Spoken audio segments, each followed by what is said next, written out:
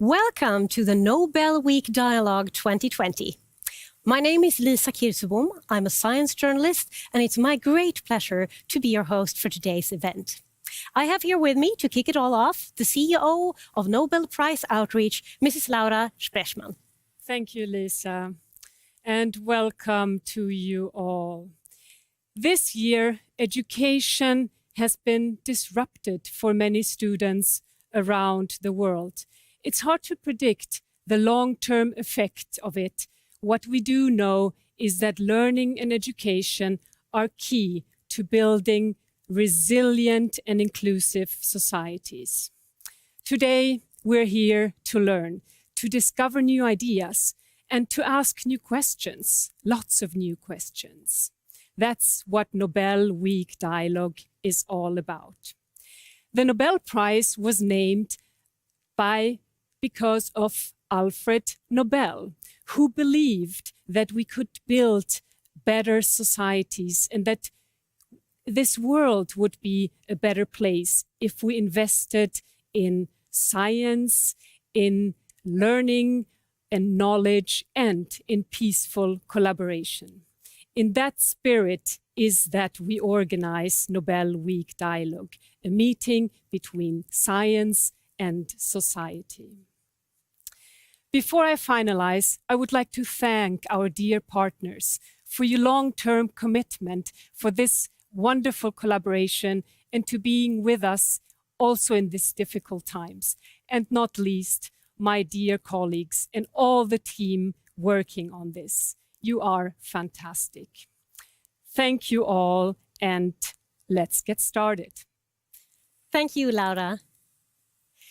It really has been a different year, and it will be a different dialogue with many of our guests and laureates taking part from their home countries, as is the Nobel Prize Outreach Chief Scientific Officer, Dr. Adam Smith. Hello, Adam. Hello, Lisa. Thank you very much indeed. And yes, like the great majority of our participants, I'm having to join you virtually this year. In fact, joining you from my laundry room here in London, which turns out to be the quietest room in the house, with the very best acoustic, surrounded as I am by all this linen. As you can see, I've decorated though. I'd like to add my welcome to you all, adding my voice to that of Laura and Lisa. Apart from the digital side, this meeting is organised very much as we always organise our dialogues, taking our lovely, wonderfully diverse array of participants and putting them into different constellations to have conversations throughout the day. You'll notice a number of red threads running throughout the meeting, COVID certainly, and also, of course, the unprecedented rise in online education, but also the need for evidence-based decision-making and the need for much greater inclusion in education globally. You, the audience, will have the chance to make comments at various points throughout the day and also in the breakout sessions ask questions. We've masses to get through and the schedule is even more packed than usual. So I encourage you all to just sit back and enjoy the show from the comfort of your home, office, or indeed your laundry room. You'll see a little more of me later in the show, but for now, back to Lisa. Thank you very much, Adam. Today's event presents speakers and panelists from all around the world. This truly is a global event and a very special week for us in Sweden when we welcome people to honor the memory of Alfred Nobel and celebrate this year's laureates. This map shows the location of all of you viewing today. Fantastic. You're all very, very welcome. Before we move into our program, we will listen to some of you. We asked what education in 2020 means to you. Education has to change. For one thing, the students that we have to teach are changing. They are from a different generation, one that prefers their mobile phone to a book or even a computer.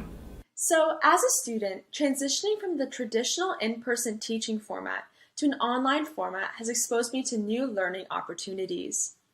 It seems that a new model of education that is personalized and totally non-discriminative has been established, and I find it deeply moving, revolutionary, and inspiring. I also think that we will see more hybrid, interactive and game-like learning environments where people will explore and discover knowledge and solve complex problems in creative ways with a critical mindset. We must understand that only once we accept a one-size-fits-all approach does not work, only then do I think we will see the better days of education. During the afternoon, we will present a number of interviews, panels, and presentations, all on the topic of education. But we also want your view. For those of you logged into Twebcast, there is a box right here on my side, there, where you can write your comments and reflections, and we will present some of them later in the program. So, in our first panel, we ask, what is education for? Panelists are Carl Wyman, who together with Wolfgang Ketterle was awarded the Nobel Prize in Physics in 2001. Irina Bokova, the former Director General of UNESCO, and Andreas Schleicher, Director for Education and Skills at OECD. The panel is moderated by Adam Smith.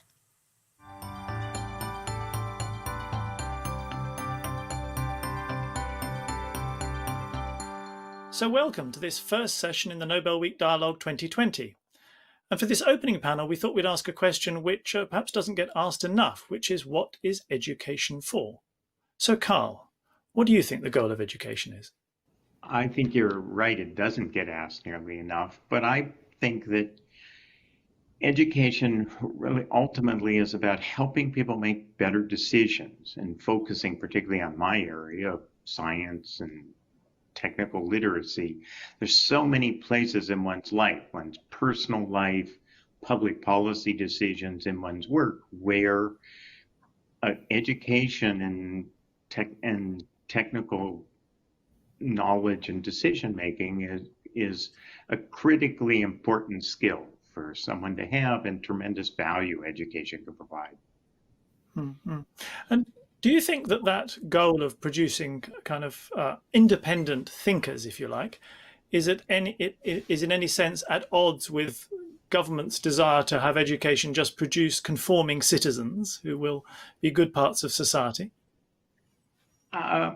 I think people come in to some level both independent and completely dependent thinkers naturally. It's kind of the way humans are. And in some ways, this just gives them better tools to be, in some sense, more competent, whether they're independent or dependent or not.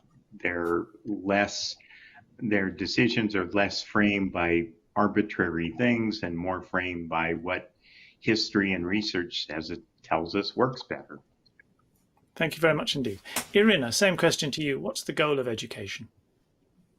Well, I think if you ask this question, the easiest answer, probably simplest, is education just is the foundation of human development, of what we are, what we know about the world, how we act, what decisions we take, as Carl said, how we relate to nature, what kind of jobs we take, how we communicate with the others. And I'm always reminded of a fantastic, beautiful report that was prepared, commissioned by UNESCO, the famous Delors report in the 90s, Learning the Treasure Within.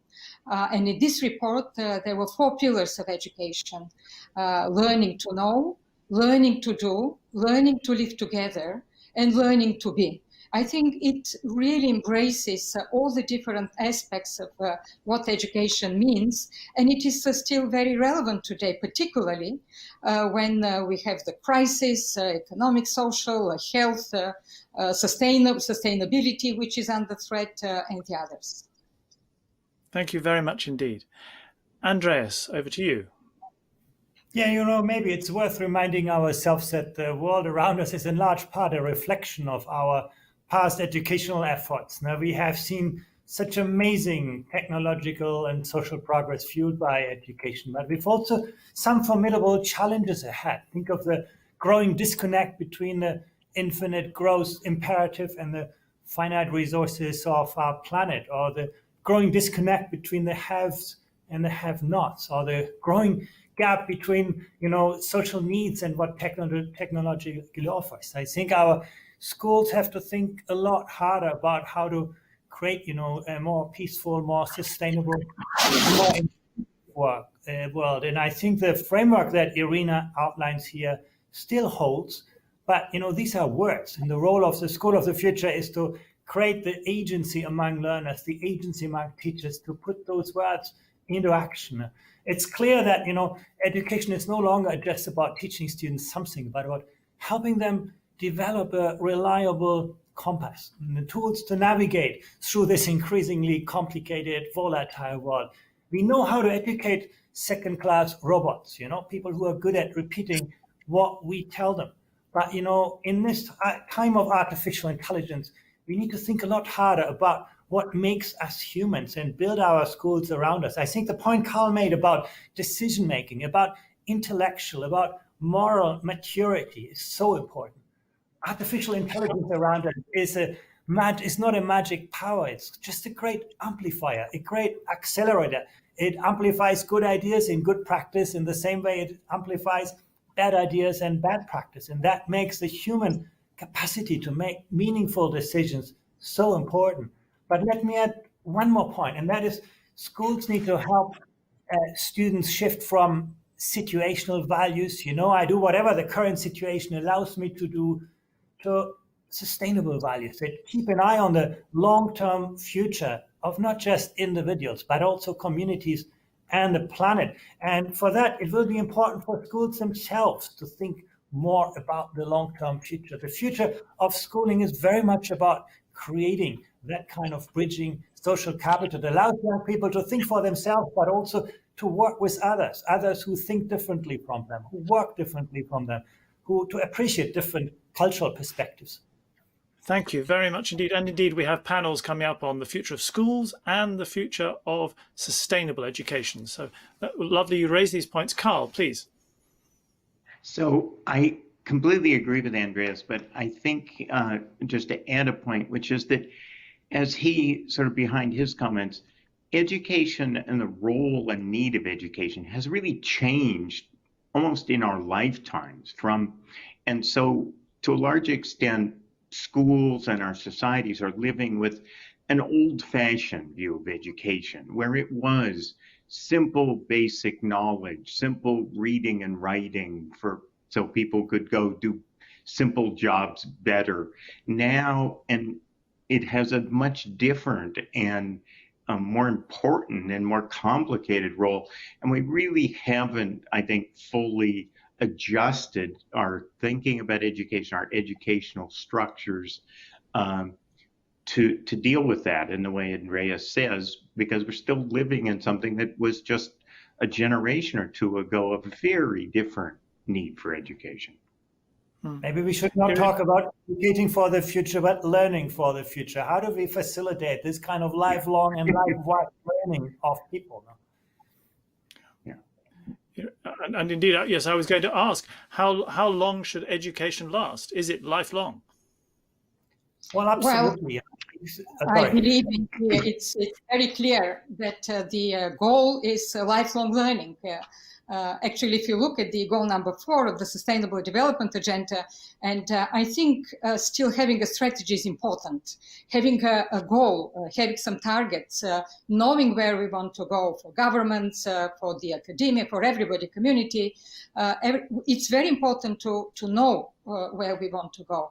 And lifelong learning is here to stay. It's in the goal number 4 for the first time. And I believe that nowadays, particularly with the technological revolution, with the crisis, with jobs being lost or new jobs created, lifelong learning is just a must. And I don't see how it will go away. Now, if you allow me just, there is, I believe, some kind of a tension inside. On one side, of course, we want to make the school of the future. We want to change schooling. At the same time, I believe that some of the classical goals of inclusiveness, of access, of how we really involve everybody still stay there. The digital divide is huge. And the digital divide, not just of those who do not have access to internet, but we're speaking about very fast internet connections. We are speaking about enabling environment, how community societies help. Teachers are key. So I think there is a huge agenda now to discuss and to look and how we implement indeed these opportunities that the digital gives us. So understanding the goal is part of it, but making the infrastructure is equally important, if not more important. Yeah, but the infrastructure is our life. We used to learn to do the work, and suddenly learning is the work. Lifelong, life-wide. School is going to be one context. The workplace is going to be another context of learning. I do think that is the world we need to educate for, building the foundations, the desire, the curiosity among young people that they want to become, lifelong learners. And I think if we achieve that, the environments will be many and varied. Thank you. Carl, last.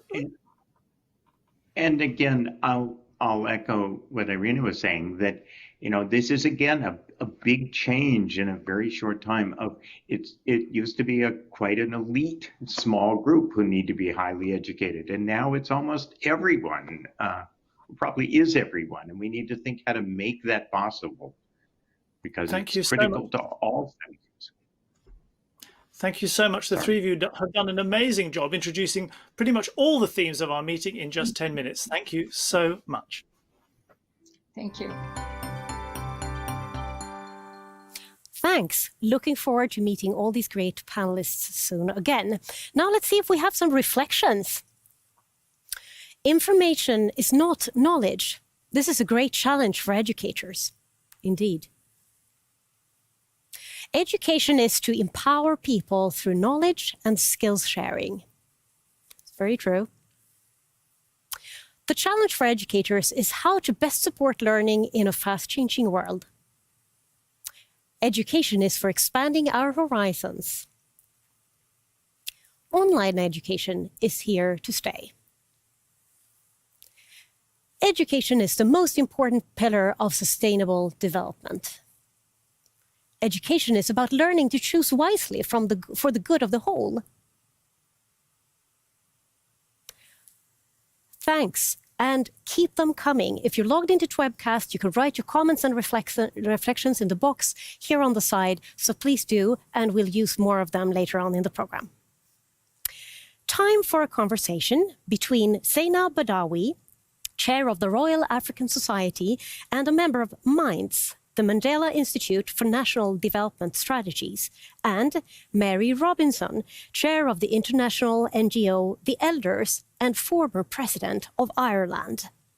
A conversation inspired by a quote by Nelson Mandela: "Education is the most powerful weapon which you can use to change the world."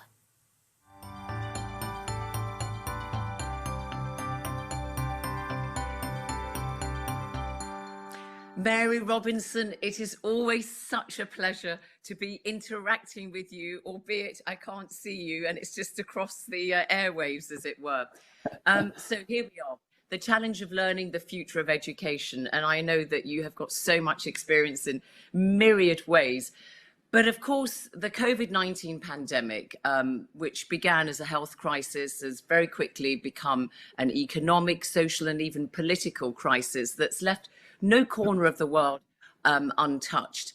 However, it has led to calls for building back better, and in terms of education, making sure that people are educated, particularly the young, to be prepared to take on the kind of jobs that the economy will need to recover in a green, inclusive and sustainable way. So just flesh out for us your thinking on that.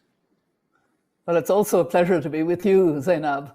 And I'd like to begin by reframing the way the title given to this section, which I understand is "Education is the most powerful weapon." I don't like that. It's kind of male and warlike. And no.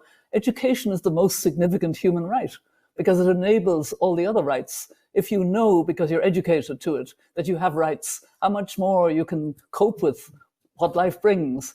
But you're right, COVID has provided us with a particular challenge, and it has brought home a truth that we understand better now, and that is that we need lifelong education.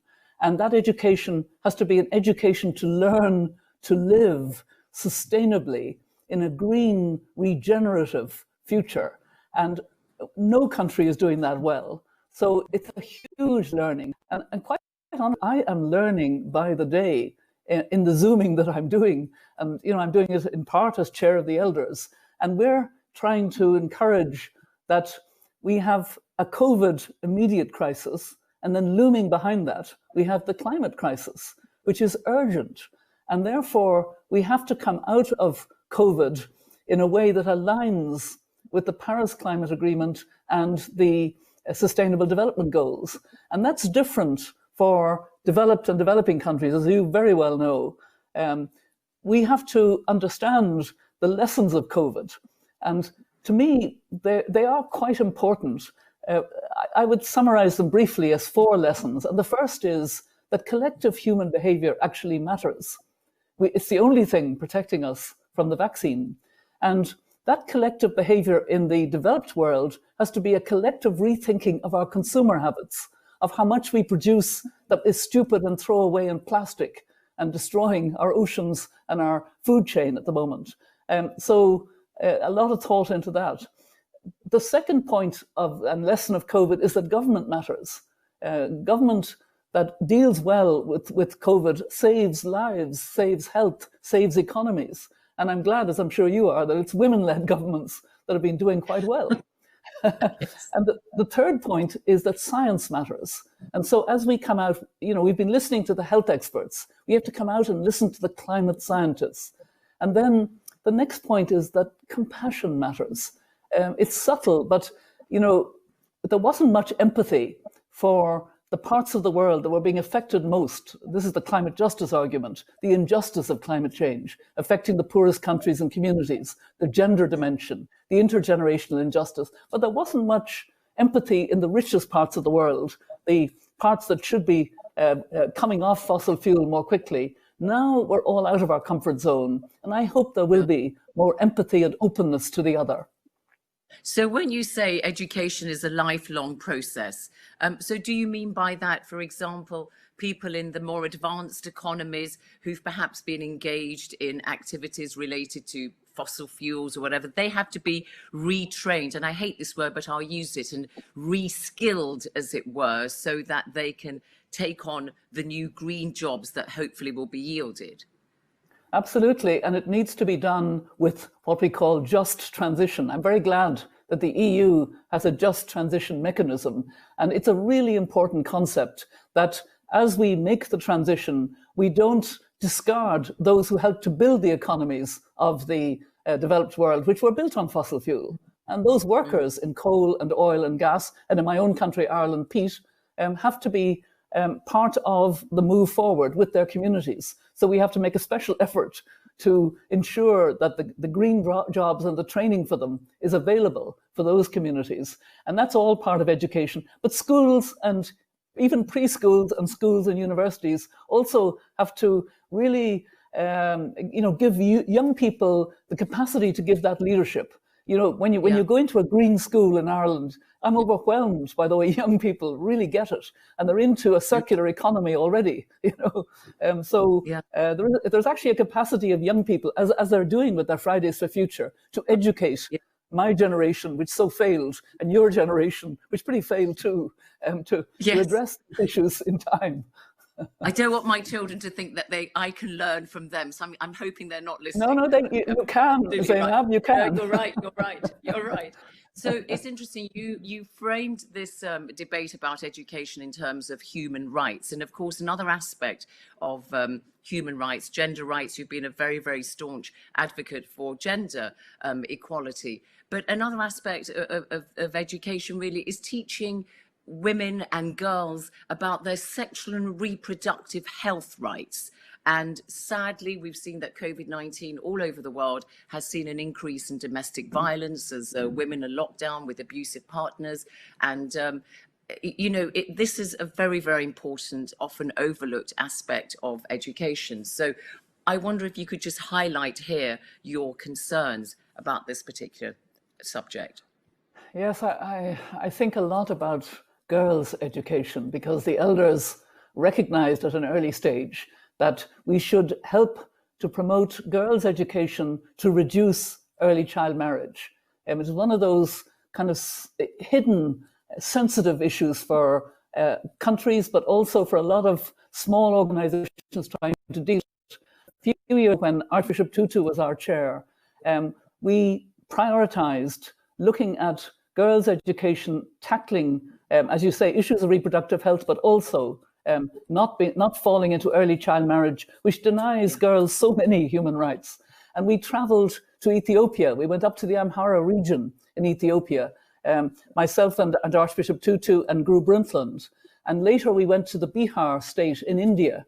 And we went to a school there, and I'll never forget it, where girls were clubbing together so that if a girl heard conversations between her parents and some strangers that were, about the girl having to marry this older man, that they would group together and come and beg that she'd stay on another year in school. And I'll never forget those messages. And now I see, because of COVID, when schools are shut or when girls don't have access to the internet and can't join in, and when they have to do home duties more in the COVID crisis, the numbers of child marriages is increasing dramatically. And that makes me so sad as a mother and grandmother myself. So we really need to reinforce the point of access to education as a basic, not only human right, but that significant right that enables all the other rights. And that has to be much more of a priority. We shouldn't be cutting back on development aid. I'm very sorry that the UK, that is leading in the COP26, is also cutting back on its dramatic legislation for 0.7%, which I so often praised.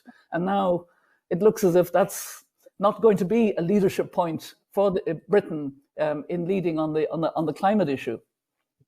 Mary Robinson, thank you so much indeed. Ever the human rights defender and champion. We salute you, and may you flourish in all your efforts on behalf of humanity. It's been my pleasure talking to you. Thank you so much indeed. Thank you, Zainab. It's been a pleasure for me. Zainab Badawi and Mary Robinson. And this is the Nobel Week Dialogue, sending live from a studio in Stockholm. This year's topic is the challenge of learning, the future of education. It's a year when the global pandemic has created challenges and some new opportunities for learning. We have all quickly had to adapt to a life where web technology and video has been used for meetings, lecture, and mentorship. In the next panel on the impact of COVID-19, we will meet Frances Arnold, Nobel Prize Laureate in Chemistry in 2018, Asha Kanwar, President and CEO of the Commonwealth of Learning, and Daphne Koller, co-founder of Coursera. But first, Akinwumi Adesina, the President of the African Development Bank Group, in a conversation with Adam Smith about the impact of COVID-19 on Africa.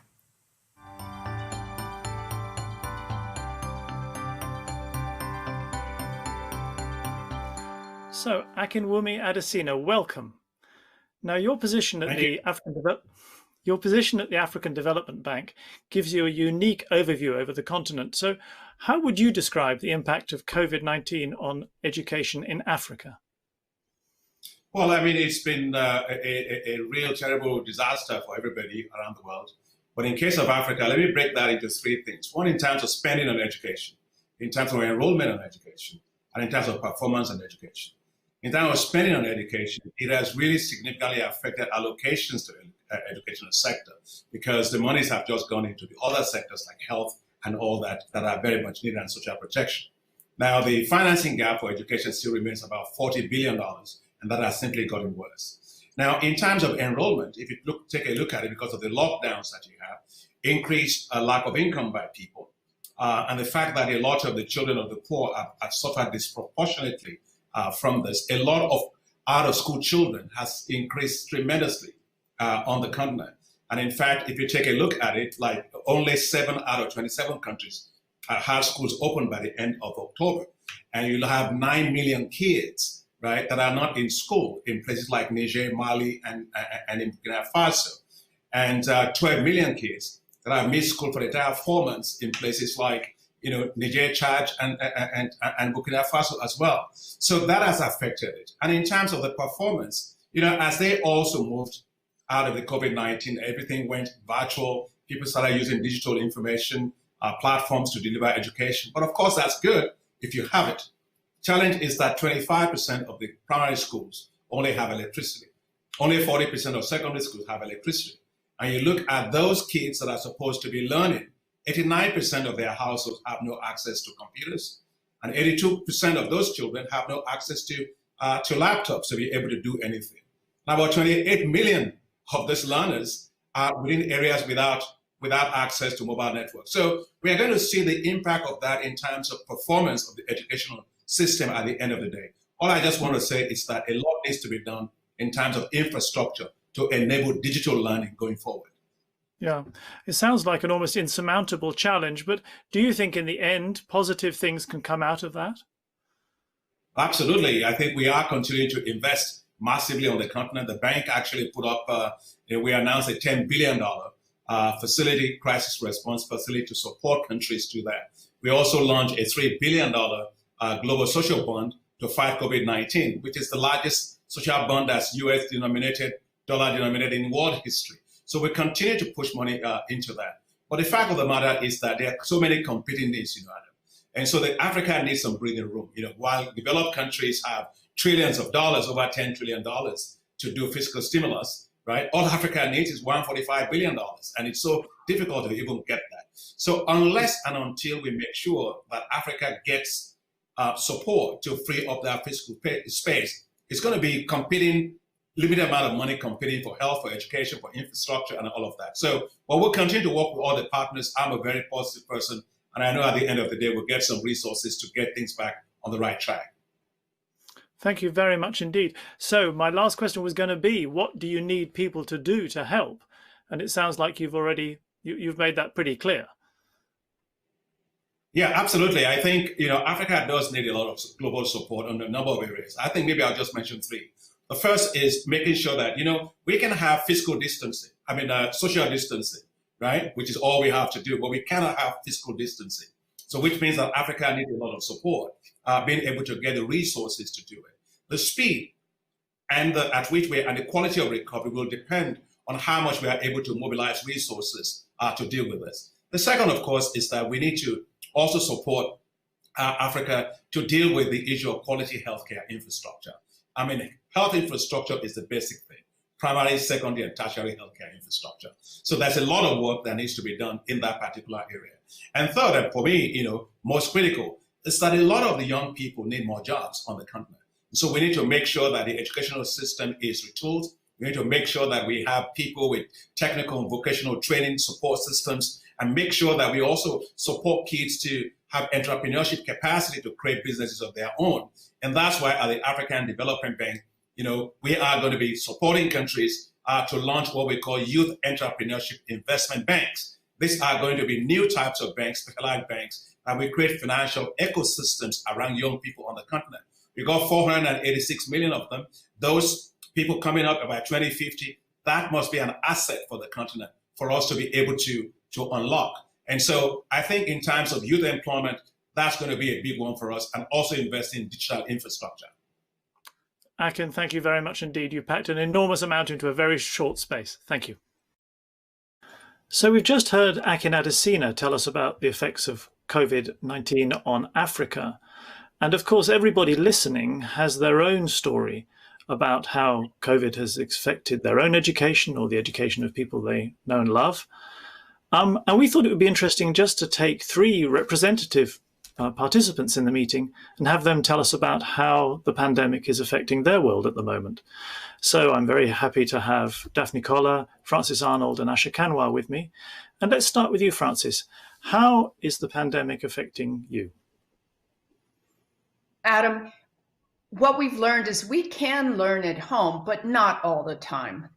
Because science, it's all about collaboration and learning from experience and experiments, and that's pretty hard to do from home. And while we're all grateful for tech tools like Zoom and Slack, which has made it possible to connect virtually, in the end, we need to be together, especially younger scientists, because the conferences, the forums, the events that bring us together, including the social components, help build that local and the international network. But one upside I've seen, though, is that we're connecting across the world in a way we simply didn't do before. Yesterday, I was on a call on a webinar with 1,000 people from Brazil to Bangladesh. It was wonderful. Yeah, and this meeting is a wonderful example of connecting people. It's funny that we've connected you three, and you're all in fact along the west coast of North America. But how nice to have you all here. Daphne, how about you? So I can speak to this from two different perspectives. One is from my own personal experience, and one is from the experience of my two teenage daughters who were in high school at the time that the pandemic broke out. So I'll start with my own personal experience, which I think is very similar to what Francis said, which is we do need, as we engage with other people, especially in the context of a scientific endeavor, that brainstorming interaction is so difficult to do when we're all relegated to, blocks of this size on a computer screen, and there's no body language, no ability to jump up and draw something on the board. And I think it's been a challenge to maintain the same level of energy and excitement and engagement that we've had. But at the same time, it does open up opportunities to interact with people in a more, with a less energy barrier that are on the other side of the globe, because before there would be an expectation to get on the plane and now there isn't. And that's, I think, a big upside, which hopefully might help us with another long-term crisis, which is the climate crisis, if we all get on planes a little bit less. I'd like to speak to the experience, though, of my two teenage daughters who were both in high school at the time that this broke out. The older one is now in college. And they moved to what we call Zoom school. And these are both, they're smart kids, academic high performers, and it was just striking to us to realize a few weeks into this that they would both turn on their camera at the beginning of the class, say a few words so the teacher would know they're there, turn off the camera and the microphone. The younger one was busy perfecting her Sims game, and the older one was going through the Netflix catalog.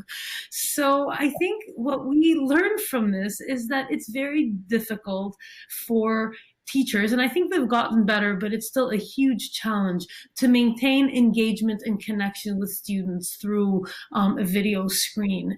And how does one really build a learning platform that really creates that ability to do distance learning effectively versus using sort of a video conferencing platform that was built for a completely different purpose? I think we need to think much more deeply about how to employ the right kind of pedagogy for an online existence that is very, very different than face-to-face teaching, especially, as you said, Francis, with younger children. And it's not just education that's doing that, right? I'm flipping through the Netflix catalog myself on most of my Zoom meetings.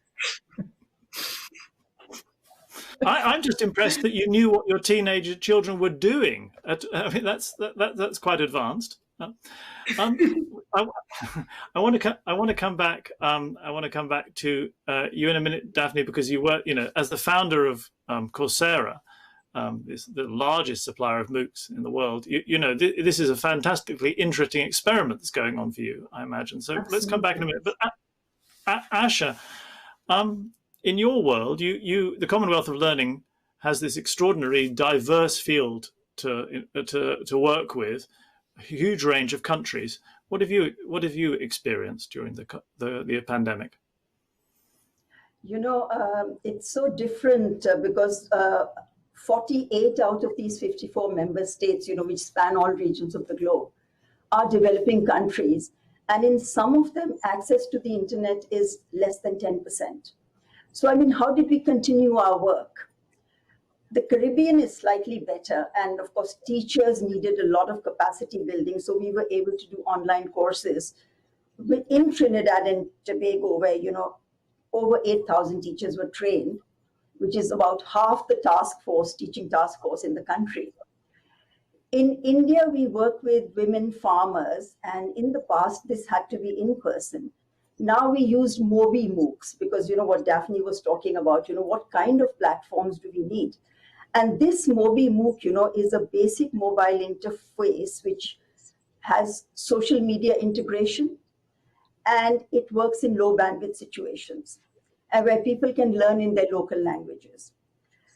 In the Pacific, again, where access to the internet is very low, the real issue was lack of quality content. And there we curated content and aligned it to the curriculum of Fiji, Nauru, Samoa, and provided a video on demand service, which actually helped. So what we are trying to do is, and of course, in some cases, it's just face-to-face. You know, in Bangladesh, we were working on boat schools where children were picked up in the morning and dropped back in the evening, you know, after studying in those boat schools. Now the same boats, because the children can't be brought in, the teachers are being picked up from their homes and taken to communities where they teach for 45 minutes, you know, 6 children sitting on mats, observing social distance, and then they move to the next group. So we've had to sort of, you know, look at a whole range of technologies for print because the parents can't help them. So they're using tattered textbooks. And this is the way we've tried to ensure that nobody gets left behind. It sounds as if good things are coming out of this. Well, I mean, crisis always generates creativity, doesn't it? But do you feel that children are getting the necessary education? If you cut the time with a teacher to 1/5 of the time, can you really do that? You know, the other thing which has happened, Francis, during this whole pandemic is this whole kind of tide has turned in favor of self-directed learning. I mean, in the past few centuries, we've been looking at the didactic mode. But if you actually were to sort of look at the time we spend in school, it's about 18%, you know, of our waking hours between grades 1 to 12. And then, of course, that keeps reducing as we go to higher levels. So is this an opportunity for us where we are not able to provide that kind of, you know, the full didactic services to sort of now look at education as a blend of formal, non-formal, and informal learning, which means a different paradigm from what we are facing now. So we have teacher-led sequential learning, where the teachers are coming for 45 minutes, and then unstructured learner-led approaches. So this actually takes us to this whole lifelong learning approach, which we've been talking about. You know, Sustainable Development Goal talks about lifelong learning for all by 2030. But it's not clear how we are going to operationalize it. So I think if there's a silver lining in this pandemic, it's certainly this, that people have sort of pivoted to self-directed learning. And we really need to think of how we can sort of, you know, build on these foundations to have a different educational system, which is, you know, a lifelong learning system.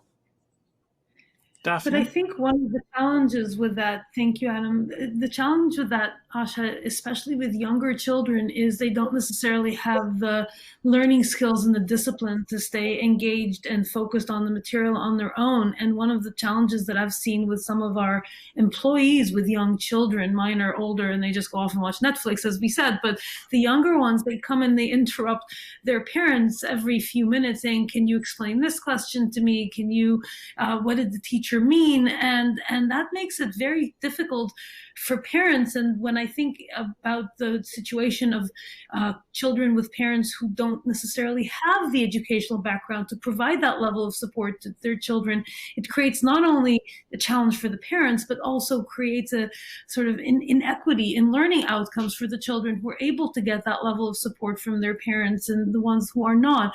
And so while I love self-directed learning, I think, and it works well for some self-motivated children or ones who have that extra level of support, I think we really need to come up with a way of creating a pull towards learning that involves teachers, maybe involves parents, but ideally doesn't rely on the scaffolding of the parental unit in order to ensure student success. Because I think that reliance is really problematic for working parents and even more problematic for children who have parents who are unprepared for that type of challenge.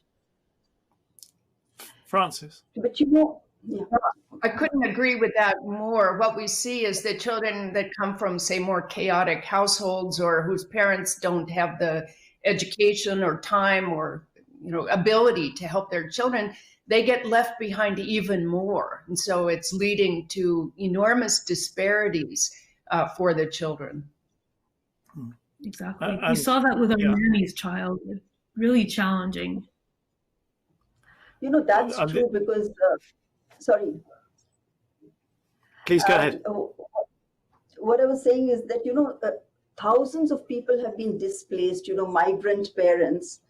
Obviously, they can't help the children.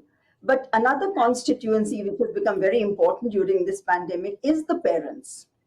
And if we were sort of, you know, to sort of go into this lifelong learning mode, parents could become very important stakeholders in all this teaching learning process, because all parents are not possible. And in where these cases, you know, where parents were unable to teach the children, what countries have done is they've put loudspeakers where teachers are speaking, you know, around a big field with loudspeakers to children sitting on mats, you know, in the field. But people have tried all kinds of methods, you know, even newspapers.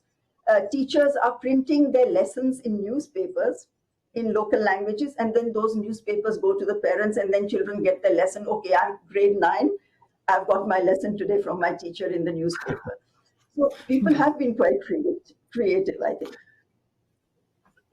Thank you, Asha. Thank you all so much. Absolutely fascinating. And this issue of inclusion and what to do about the growing inequalities is going to be very much a theme of today's discussions.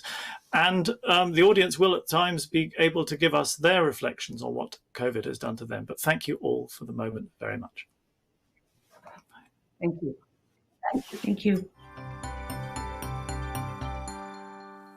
The Themiyagi Orchestra is a South African orchestra dedicated to helping the nation overcome decades of violence, conflict and division through the power of music.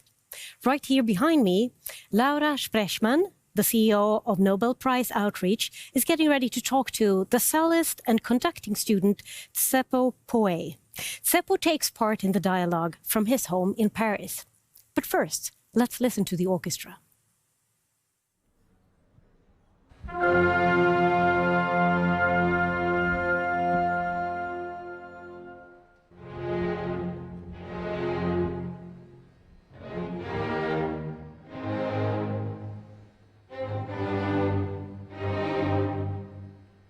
When people come together and they really try and work things out and they have hope, then that is when this country will change.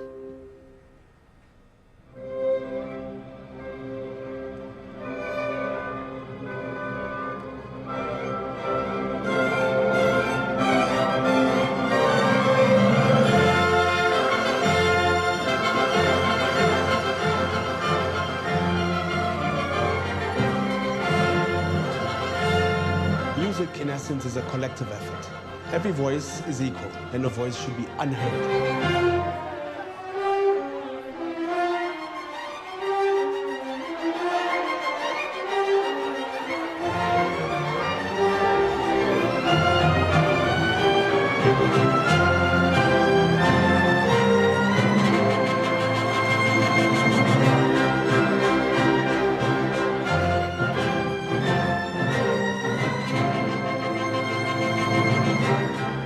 Is not enough. We need to really love each other to become just one South Africa.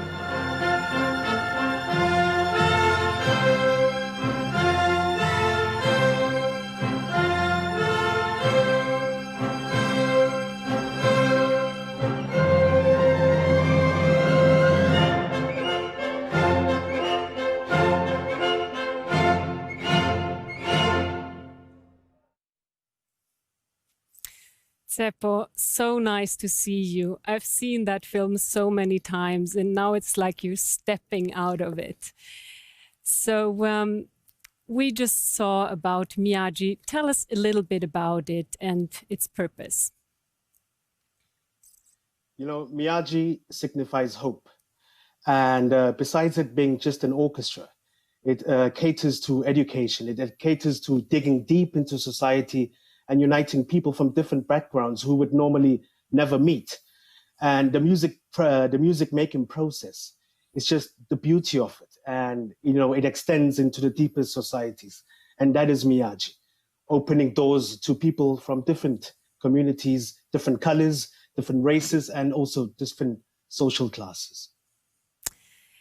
And how did it lift you up? What did it mean to you as a person? You know, the moment I held my instrument and I played in Miyagi, and I could see the different people that I could connect with, then I realized that this tool, this Miyagi being a transformative tool in the South African context, can make me also a community leader. It means that I also have the ability to put change. Even though I'm holding a cello or holding a baton, Miyagi said to me, there is hope in music. And it shows that the music can also transcend into even the toughest and darkest parts of society and bring light into it. And that is the beauty of it. And that's how I got involved in Miyagi. And that's why I'm still there now. Do you see, what is your thought about the prospects of building a nation? I mean, and also the individual responsibility, because this is very much what it's about, right? Of people meeting each other and seeing each other and building a solid nation and a solid democracy. You know, the idea is that, you know, music transcends many differences and cultivates innovation. And, you know, in South Africa, we contend with many factors from racial, cultural, religious, class, gender, and age differences. And when we unite together and we are in an orchestra, we are a diverse people, but we are unified by one purpose, which means making music. And this same context can be taken in society, where we need to unite on one common purpose, even though we're coming from really diverse backgrounds, diverse classes, and also with the context of South Africa, we are trying to be unified now, coming back from a really dark history. And music says to me now that music is a tool for nation building. And being in the orchestra says that we can, to some extent, agree, even though we have differing opinions, but we can also essentially contribute to one single purpose, which is, in the nation building context, is very important, to contribute. But how do you do sort of to get those waves, you know, to spread throughout the country? I mean, you were speaking about, well, when we think about learning, we think about learning math or learning geography or history. And in the film, you say that we need to learn to love each other. And so what would you do to see that everybody learns to love each other and use maybe music as a tool, as you were saying? Yeah, you know, humans are inherently capable of showing both love and hatred to each other, and also, I mean, directly to themselves. But, you know, it is only when we start seeing each other as equal beings do we start to navigate towards a certain level of understanding. And Dr. King once said, love is the only force capable of transforming an enemy into a friend. And with music, this facilitates communication, which goes also beyond words and enables meanings to be shared, and it promotes the development and also the maintenance of the individual, group, cultural, and national identities. And, you know, as soon as you start breaking down the barriers and start understanding your neighbor, then you start building on something, not just the music, not just politics, but you start building on emotion, which is basically what humans are built on just emotions. And that is it. Yeah. Yeah, well, with that message of hope, I hope to see you at some point or listen to you when you are a director, which I know you're studying for in Berlin. All the best of luck to you, and I look forward to seeing you, Seppo. Nice to speak with you. Thank you very much, care. Laura. Beautiful to speak with Bye. you too. Goodbye. Our next panel is on the very important topic of gender and education. In the panel, we find Anna Cristina Dadjo, Senior Policy Analyst at UNESCO, Frances Arnold, Nobel Prize Laureate in Chemistry in 2018, and Cathy N. Davidson, Founding Director of the Futures Initiative. Moderator is Karin Claesson, Curator at Nobel Prize Outreach.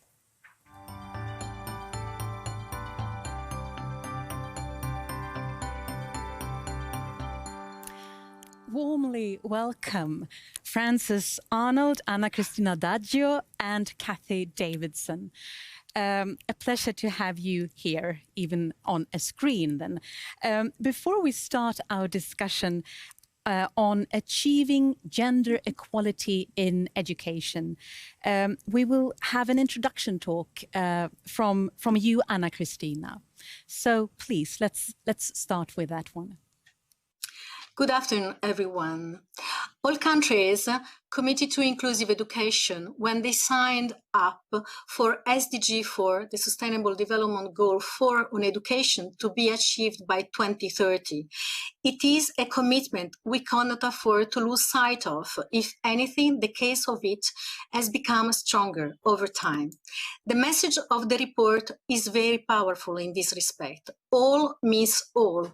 Inclusion is for everyone and for every country. Our report has defined inclusion as a process that celebrates diversity and builds a sense of belonging to achieve social cohesion. And these actions are rooted in the belief that every person has value and potential. Besides other 9 recommendations concerning funding, for instance, and educational workforce and data, the reports call for everyone that is involved in education to widen the understanding of inclusive education and include all learners, regardless of identity, background, or ability, which still too often dictate education opportunities. It looks at inclusion considering those that are out of the school system, the 258 millions of children, youth, and adolescents, but also those million more that are alienated within and through education, like children with disabilities, girls, refugees, etc. However, this principle is not very often enshrined in laws and policies. 68% of countries considered in the report have a definition of inclusive education, and just 57% of them include all marginalized learners. Concerning girls, there has been a huge generational leap in access to education over the past 25 years. This has meant that 180 million more of girls have been enrolled in primary and secondary education. Tertiary education enrollment have risen by 3 times, and girls have caught up with boys in reading and mathematics. However, they still face the worst forms of acute exclusion. They are those that are most likely not to set a foot in the school. 9 million of girls are in this position, and they are also at more risk of experiencing illiteracy when they are adult. However, girls' education can break the cycle of disadvantage, and for each year of education achieved by mothers in the 80 cohort, each daughter has achieved 7 months more of education. Progress towards gender equality has been uneven distributed across region and educational levels. In 2019, fewer than 90 girls were enrolled for every 100 boys in 4% of countries at primary level, 9% of countries in lower secondary, 15% of countries in upper secondary, and 21% of countries in tertiary education. And gender parity is just on average. Heterogeneity is huge. And girls and women are still underrepresented in STEM. The share of women in engineering and ICT fields of study is below 25% in more than 2/3 of countries. And there are subjects that are still male-dominated, which implies that women and girls are prevented to achieve the same career and earning opportunity than boys or men. Stereotypes and gender bias are very pervasive in textbook and learning materials. Girls are not only very often not represented in images and text in textbook, but also they are depicted in traditional roles, which can strengthen gender roles and stereotypes. Schools are also the arena of violence for girls and women. Very often, girls are more likely to experience verbal and sexual harassment and also cyberbullying. And also the distribution of power, unequal distribution of power between men and women, means that very many women are still marrying early and having babies very early too, which are huge obstacles to achieving universal secondary education. And even if there is a huge feminization of the teacher profession, women are still very rare in educational leadership and management position. In 48 middle and high income countries, there was a 20 percentage points gender gap between the probability of achieving a teacher position for men and women. We know very well that a shift to inclusion is not easy, and that's why it is important to foster policy dialogue and learn from peers, as we are doing here today. And for this reason, we have developed some tools that can help to foster these processes. Please go there and look at them and help us to disseminate the messages of the report. Thanks a lot. Thank you, Anna Cristina, for a very informative and interesting talk. Francis and Kathy, any immediate comments, thoughts, reflections on this? Kathy? Yes, the concepts of inclusion and exclusion seem to me really central here. And there's both the numerological demographic, how many women are being educated. There's also the whole range of judgment and evaluation. I was involved in a project for several years where we looked at many studies of how gender exclusion works in higher education. And many of them were studies where the same data was sent out to many, many people, some with a male name attached, some with a female name and citation, whether articles were reviewed, whether articles were quoted, everything varied depending on whether it was a female or a male name attached, as much as 30 to 50% more likely for citation, review, acceptance. And that happened whether it was admissions, student evaluations, peer-reviewed articles, awards. It was quite depressing. And for me, one of the things that really needs our educational focus, it's almost as bad when women are making the judgments as when men are making the judgments. So we absorb those cultural norms and also pass them on ourselves. Thank you. Francis, any comments? Well, I can really only speak to higher education, but what Anna Cristina says is just such a shame that half the world's population that can contribute to solving all the tremendous problems that we're facing aren't getting their full chance to do so. And this is particularly true in STEM, where we are going to have to solve some enormous problems, and women are very good at that. So I support in any possible way the inclusion and the encouragement of women to go into STEM. And I'd just like to make an interesting point. All three women who won Nobel Prizes in the sciences in the last 3 years, all three of us, Jennifer Doudna, Andrea Ghez, and myself, were supported early in our careers by the Packard Foundation with just a grant to support taking risks, right? And it also went to childcare. We were given additional money to make it possible for us to fulfill our family desires, but also do science. We have to support women in order to do that. Yeah, to make it possible. Yeah. Anna Cristina? Yeah, I think that the issue here is a very important one, and one of the messages of the Global Education Monitoring Report in this respect, and also the gender report, is that inclusion is a process. It takes time, but should be an ambition. And really the data that we have analyzed in the report have shown that a huge progress has been done in access to education for girls, but we are not yet there, and that's the point.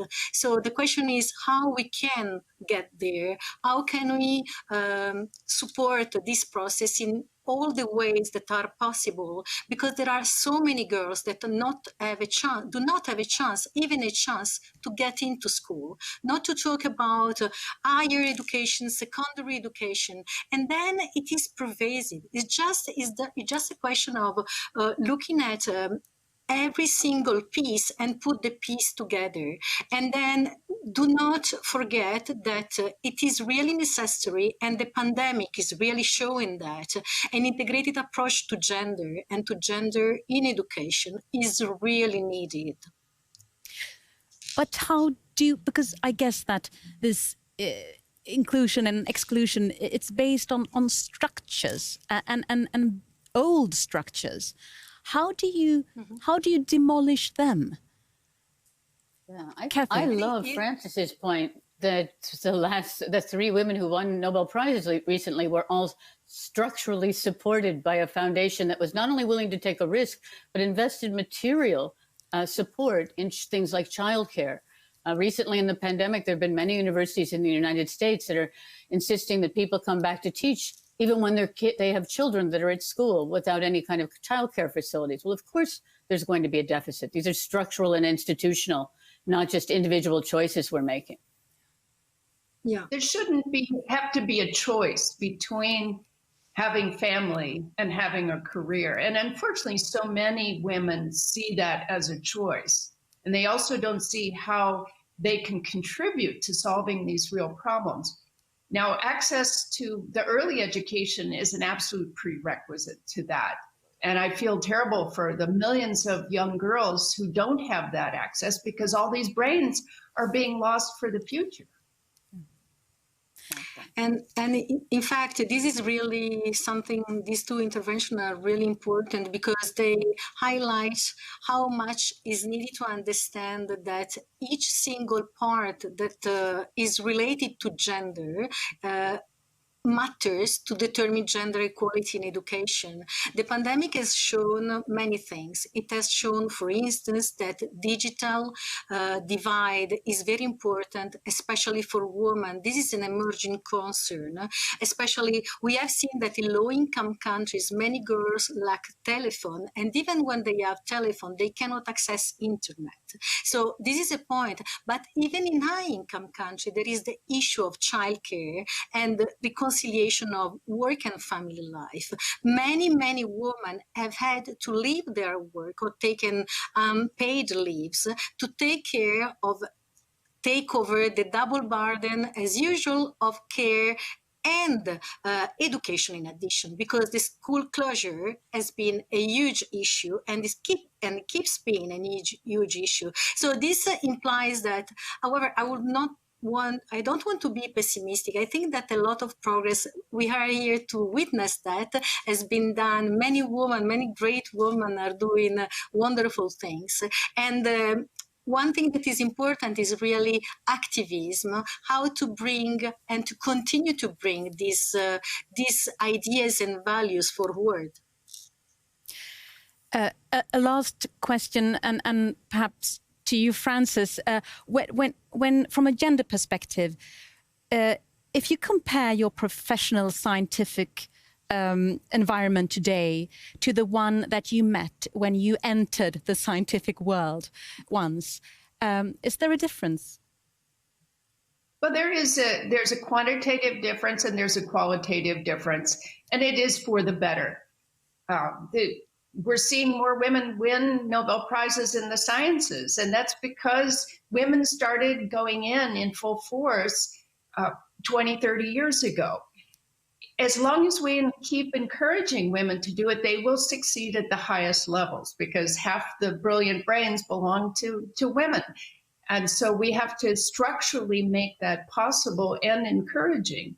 And women have lots of choices, right? Why would they go into higher education and compete in science when they have so many other options as well? So it has to be attractive. But I'm optimistic we will continue to do that if we make these structural changes that we've been talking about.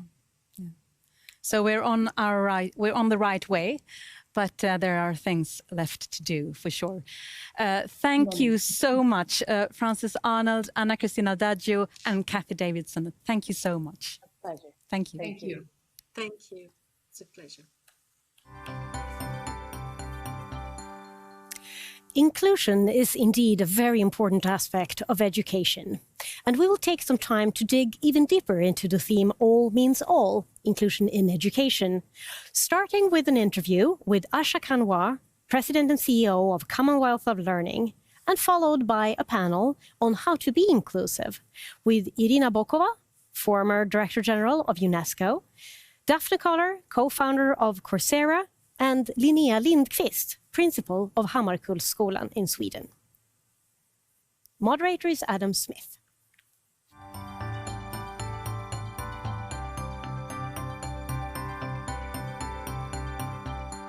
So, Asha Kanwar, welcome. Now, your organisation, the Commonwealth of Learning, promotes education across all Commonwealth countries, which gives you a marvellous perspective. So let's start with the central question. How can we increase access and decrease inequality in provision of education? Thank you, Adam. Increasing access to education doesn't automatically decrease inequalities. Let's take the example of two sixth grade girls, one studying in a private school in Bangalore, who interacts daily with her teachers and classmates using her laptop, and she has access to discussions, videos, assignments, etc. In the same city, a sixth grade girl from a lower income group who studies in a government school has access to a textbook and has been told to watch educational programs on television. So both girls have access, but ironically, the inequalities are very clear. And this is where distance learning can help us bridge these divides, which is what the Commonwealth of Learning promotes. And what do you precisely mean by distance learning? You know, distance learning refers to the separation of teacher and learning. And because they're separated in terms of time and space, some kind of technology must be used for communications.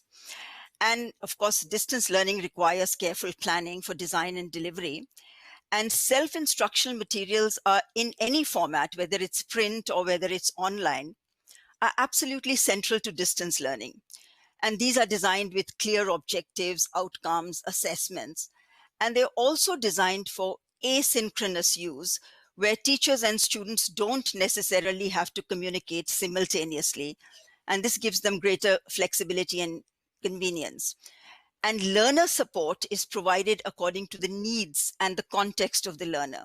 So if we were to take those two sixth graders in distance learning, they would be given the same quality content and appropriate tutorial support. And this would lead to equitable outcomes. And social justice has always been the central mission of distance learning. So we're all part of a distance learning experiment at this precise time, but what evidence is there that distance learning really works? Well, I mean, first, in terms of access, distance education has always been used around the world to reach the unreached. In fact, there are 33 open universities in the Commonwealth, which cater to about 5 million learners annually. For example, if it wasn't for these institutions, where would these 5 million people go? Persons with disabilities too have always found distance learning more accessible. Second, its costs. Distance learning costs substantially less than campus provision. We conducted a study in India which shows that the cost of putting a student through an open school, which is, secondary education at a distance, was 1/10 compared to a student in a government secondary school. And it's not just about formal education. Distance learning programs for honey gatherers in the deep forests of Uganda enabled them to learn through their mobile phones in local languages. And the community came from poverty to prosperity in 3 years. Third, quality. Research also shows that there's no significant difference in quality between distance and campus instruction. And of course, fourth, ecology. With all our concerns about climate change, studies in the UK and Botswana show that the carbon footprint of a distance learning student is 1/3 compared to that of the campus counterpart. So in short, we have evidence that distance learning can increase access, reduce costs, improve quality, all with a lower carbon footprint. And I believe this is the moment when distance learning is set to move from margin to mainstream. Thank you very much indeed. That's a perfect framing for our panel on inclusion that's to follow. Akinwumi, thank you. Thank you, Adam. I'm delighted to welcome back Daphne Koller and Irina Bokova, who you've already met, and I'm particularly pleased to welcome Linnea Linkvist, who's a school principal and teacher from Sweden. Welcome, Linnea. Now, we've heard Akinwumi emphasize that access does not necessarily result in equality in education. Let's start with you, Irina. What are the greatest challenges, do you think, to implementing SDG Goal 4, which is to ensure inclusive and equitable quality education? Let me say, first of all, Adam, that I entirely agree with Asha Kanwar saying that access not necessarily means inclusiveness and quality. When we were adopting goal number 4 of the Sustainable Development Agenda 2030, all 3 elements were equally important. It was access, inclusiveness, and quality. Because we knew at that time, and we still know that 250 million young people, children, and youth are out of school. But because of the poor quality education, because of the lack of inclusiveness, more than 600 million nowadays, according to the UNESCO Institute of Statistics, do not have the basic learning skills of reading, of math, and some of the others. And half of them live in the G20 countries. So my point is that in order to make inclusiveness work, you have to create the enabling environment. You have to have the right community approach. You have to train teachers. You have to, nowadays, in a post-COVID or in a COVID crisis that we see, you have to give them access to the digital platforms. And here comes, I believe now, one of the biggest obstacles to those who do not have this access. And there, nowadays in the world, more than 3.5 billion people that do not have this access, and among them, of course, millions of children and young people. So the digital access, and we know that education becomes more and more digital, it creates enormous opportunities, no doubt about it. But unless we solve the problem with these bottlenecks of the digital access of children, I don't believe that we can speak about inclusiveness and achieving the implementation of goal number 4. And at the end of the day, I believe this is the heart of Sustainable Development Agenda. And just a small point, and I think it's also important to know that schooling and education in many countries, it is also providing children with the breakfast, with food. Going to school, it's also a social interaction, and education is about values. Education is about transmitting these values. And all this has to be taken into account when we speak about the achievement and of the goal number 4 into a new digital era. Thank you. Yeah, there's so much to consider, but if we take the digital divide, Daphne, would you like to comment on that? Yeah, so I think Irina already spoke well about the importance of getting access to people to things like the kind of equipment that can allow them to engage meaningfully with the course content and as well as the internet connectivity that is required for watching videos and interacting with fellow students online. So I don't think I need to repeat a lot of those themes. I'd like to come back to one of the other themes that Akinwumi spoke of, which is that of quality and the way in which quality plays into that divide, into the equality situation, because part of the problem is that the quality of the materials is so much more important in a distance learning setting than it is in a face-to-face instruction. Because frankly, if you have a bad teacher and you're sitting there in the classroom, you're kind of forced to learn anyway. And I'm not saying it's ideal, but the fact of the matter is you're there and there's an opportunity to learn. In a distance learning setting, people just tune out. And there's been study after study that shows that without high quality instructional materials, and even more importantly, without a strong engagement between a live human and the student, be it a teacher or a coach, to keep students with less academic preparation or less advantaged backgrounds engaged with the course content, they just drop out. And so I think quality and engagement with teachers is much more important in a distance and is the only way to really get us to a point of equality. Mm. And as digital education encompasses far more people, what is the bottleneck in sort of increasing engagement? What do you have to focus on to make that happen? I think it's the human touch. Asynchronous course content is wonderful and allows us to take the best of breed in terms of videos highlighting incredible scientific experiments or historical sites or whatever, and really present some of the best teaching masters to students. But also you need that interactive contact, because learning is fundamentally a social experience. And so how do we create that engagement between student and teacher, student and student, to create that active learning loop, and also the sense of accountability that students have when someone is actually looking at them, waiting for them to be successful? Irina, please.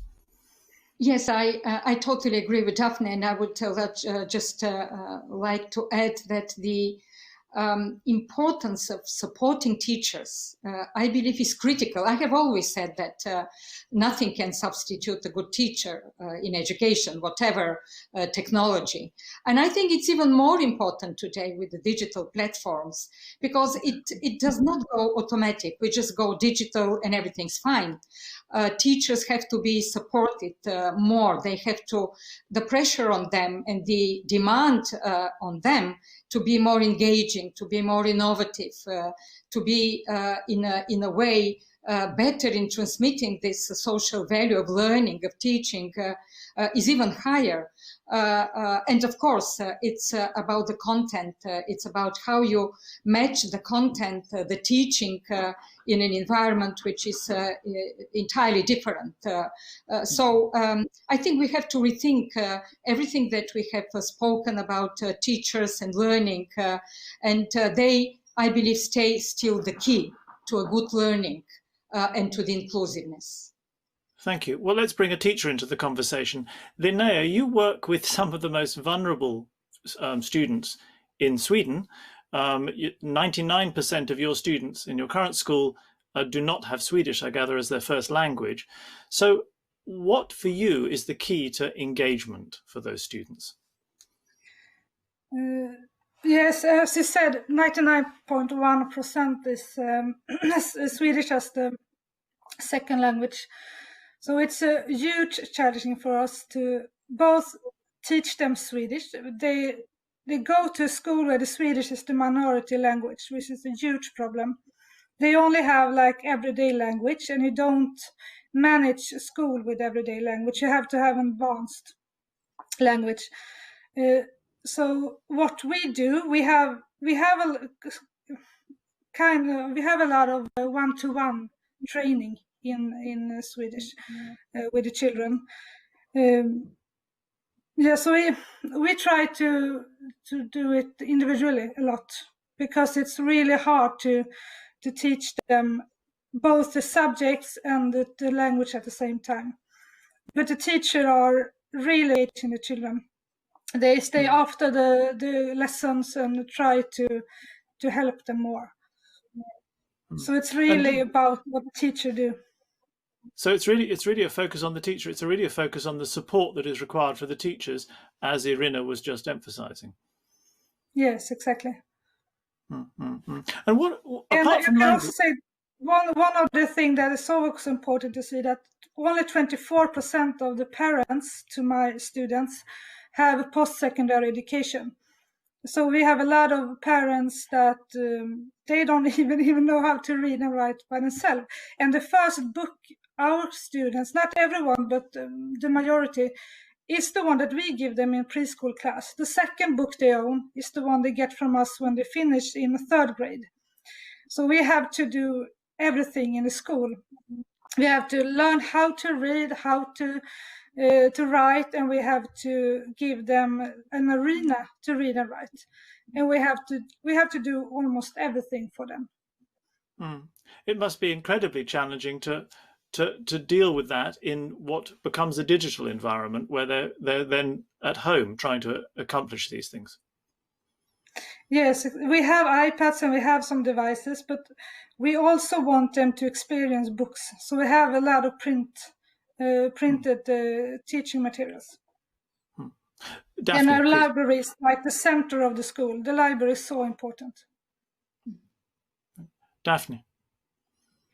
So I think it's really important to understand the role of the teacher as a potential surrogate for the parent when the parent doesn't have necessarily the background to help their children, and also to instill the same set of expectations in terms of achievement that parents who've gone through the educational route might have had more exposure to. And I think that really does put a much greater burden and therefore need to support teachers as they help encourage students, whether it's kids or even older students, as a way of making sure that they stay on the right path and become successful. And again, that delta between people who have that intrinsic sense of need to achieve instilled in them versus the ones that might not have as much of that is only enhanced in the digital world, where there is more opportunities to go off track. And so I think that comes back to the need to really support teachers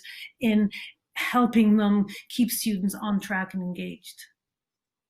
Thank you very much indeed. I think that's a fantastic point to end on. Unfortunately, we have so little time for these panels, but that's been a lovely conversation and I've really enjoyed listening to you. Thank you very much indeed. Thank you. We are getting some great reflections from those of you following this show, and I would present some of them to you right now.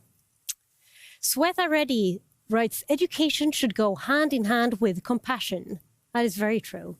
Peter Campbell, in-person connections are essential to our mental health.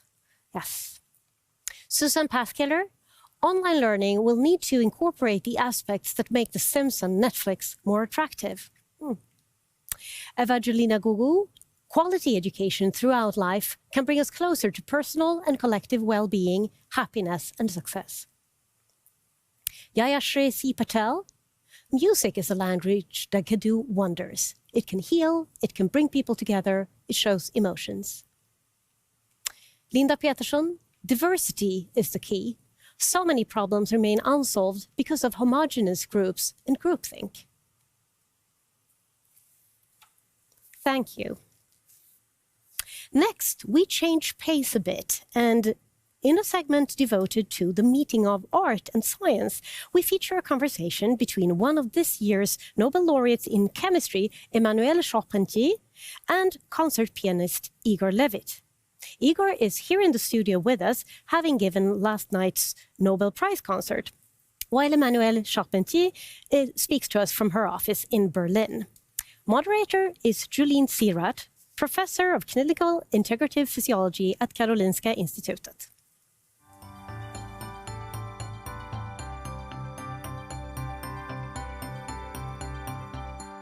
Well, I've been really looking forward to this conversation about art and science. And I think there are a lot of commonalities between what you both do. I mean, you both start out by learning fundamentals and training on the basics. But there's another big aspect of what you do in your world of art and your world of science on a creative level. And I was wondering if we could start the discussion around the basics and the creativity and how you bring both of those aspects into your work. And Emmanuelle, maybe we could start with you on just a reflection about how you balance the basics and creativity. Yeah, I think in science, I believe this is the same in arts, because I studied classical piano and also classical dance when I was younger. The methodology is very important. So this is part of the basics. So when you're a biologist, this means good laboratory practice, good scientific practice, the knowledge, how to analyze the knowledge. And so, and it's years of knowledge acquisition, I should say it. Having said this, after this is where the creativity can come in. However, I believe that at least in my case as a scientist, creativity is also a methodological process, because it's associated to the repetitive work, to the hard work. It's about testing hypotheses, taking a step back, yet having the global picture, a lot of questioning, being ready to see failure, to come back, So it's always with regard to also including observation, pause, reconsideration, reinvention. So all those aspects that are, I think, important as a part of creativity. So Igor, in your field, you spend years and years studying the basics, but there's also this real creative aspect. And perhaps you can recognize some of what Emmanuelle is reflecting on as well, even in the arts. First of all, it's great to be here with you, and congratulations. Thank you. I can very much relate to that. I mean, it's, in order to be free and in order to be as creative as you possibly can, a full bouquet of things must be fulfilled. You spoke about knowledge. Let's just call it language. As better you know the language, as freer you can deal with it and you can play with it. If you don't know the language, if you're always in the reactive mode rather than the active mode, you can't play with it, right? And so you spend years and years and years and years of learning and understanding. I always tell my students, when you play the piano, it's not just the act of pressing down the key consciously. It is also the conscious act of releasing the key. So you act and you react, right? You breathe in, you breathe out. And it is very easy to forget that. But what is absolutely crucial is to understand that at least with music, yes, there were great composers in the past who wrote great pieces and great masterpieces, etc., etc., etc. We all know that. But without us, the artists who are alive today in the year 2020, literally music would not exist, music from the past. So we can talk about the great composers of the past. If a musician doesn't press down a key, that's what you hear. Absolutely nothing. And so we are the enablers. We fill, this information we have on a piece of paper with life. If this is not an invitation to creativity, I don't know what else can possibly be. And Emmanuelle, you're nodding to that, so you recognize that even probably in science. Yes, indeed. Yeah, surely I recognize this in science. I mean, yes. The basics, we understand you can teach the basics. How do you teach the creativity? And it's so vital to what you're both doing and your successes. So maybe, Emmanuelle, how do you think you can foster that creativity? Yeah, I think what is important in science is to understand that one should not be too much bound to the dogma. So one has to be ready to the unexpected. And I guess in the case of CRISPR, for example, when we published the first article of the story in Nature, I had not met my collaborators. So this was maybe helpful because we were not influenced and we were free to think the way we wanted. It was also a new field of research. And so it was important to know what the others had done. So I remember that I read all papers of my colleagues and I knew them by heart. But it was about to figure out what could be novel in the system that I was working and what was not shown by others. So one has to have the global picture, and then one needs also to be uncertain in a way, because the uncertainty allows to have an hypothesis, a plan A, B, and C. Then we do an experiment, maybe we are not in the right direction, we switch. So this is what the way I approached, in general, a project together with my students and postdocs. So it's important to always take a step back, come back. As Igor mentioned, it's important to do this in a free mind. Mm-hmm. When you feel that you're free to go from left to right. The goal is important, the global picture, the goal, but it involves a lot of failure. I guess a composer is the same, or someone who, like Igor, a pianist who will try to reproduce a piece.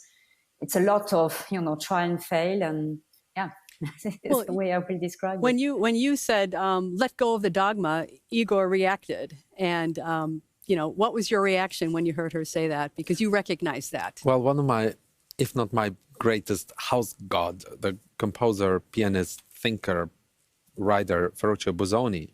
Busoni wrote that the aim, the purpose, and in a way, the job description of a creative person is to set up your own rules and not to follow, just to follow by the rules of the others. Mm-hmm. And if you just follow the rules made by others, you literally stop being creative and you stop being a creator.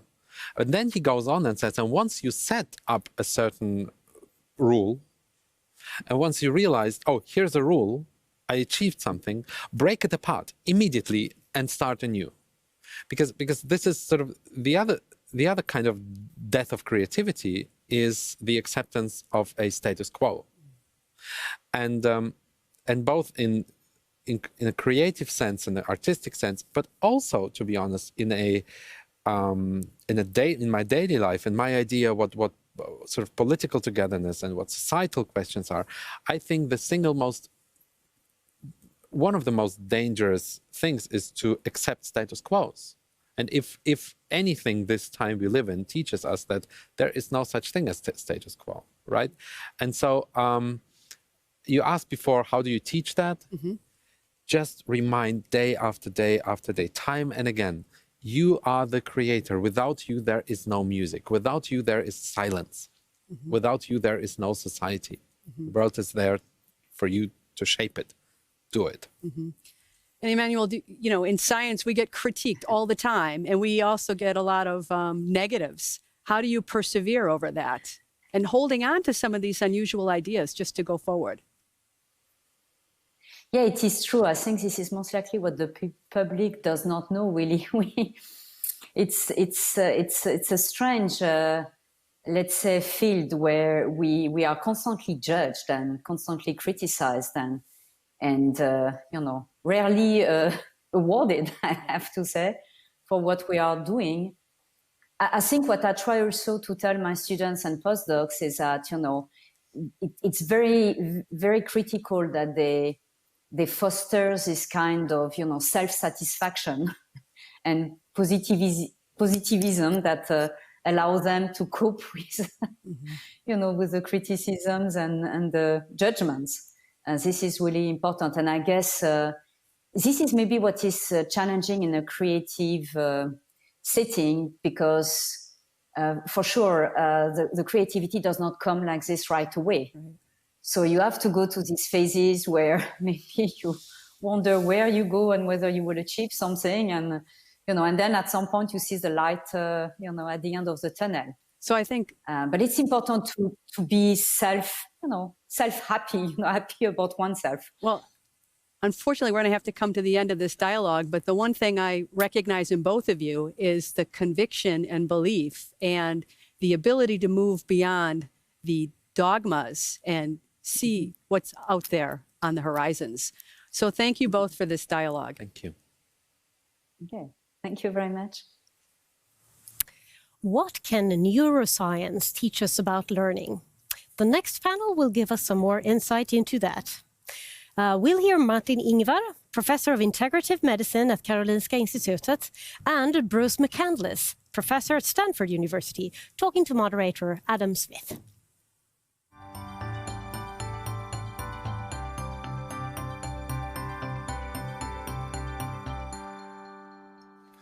Martin Ingvar, Bruce McCandless, welcome.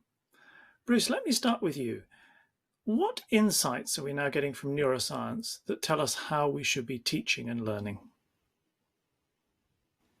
Well, at the large scale, I think that we're starting to appreciate how this period from early elementary school through adolescence is a period of profound changes in the human brain. We're just starting to grapple with. The brain is being shaped and rewired and growing in strength and abilities in all sorts of novel ways. This is at the same time, during this period of life, children's access to high quality educational opportunities is having a profound impact on overall human flourishing, quality of life, even longevity. We're trying to understand how these two things are linked. And I think most of the action that I'm most excited about right now is by studying the week-to-week struggle that children go through in productive learning inside education. There are now numerous studies that are actually combining the dynamics of an effective educational intervention with brain plasticity studies to see how guiding a child through an educational experience, like overcoming barriers in learning to read or overcoming barriers in learning mathematics, can actually drive changes in very particular brain circuits. I think this provides a new form of collaboration between education and brain science, which might help drive new innovations. We're starting to begin to understand new principles of how is it that learning to read, a cultural invention, emerges in the human brain? What are the precursors? What are the processes of integration? Why do some children struggle so profoundly? If we address this question at multiple levels, educational level, at the same time systems neuroscience level, I think we're already starting to make great progress. Fascinating, thank you. Martin Ingvar, let me ask you the same question. Well, to me, one of the things that have emerged over the last decades or so is that how wrong we built our school. I mean, school is a very late artifact, and biology is very old. And we know very well that learning together and having a leader for the earlier phases of learning are profoundly important with imitation and social guidance, etc. And yet we have pushed these individual learning types of paradigms all the way down. And the only kids that thrive there are the ones that have a very strong home. So we've actually created on industrial scale, full social, full width over society, a school that actually is a machine for inequity.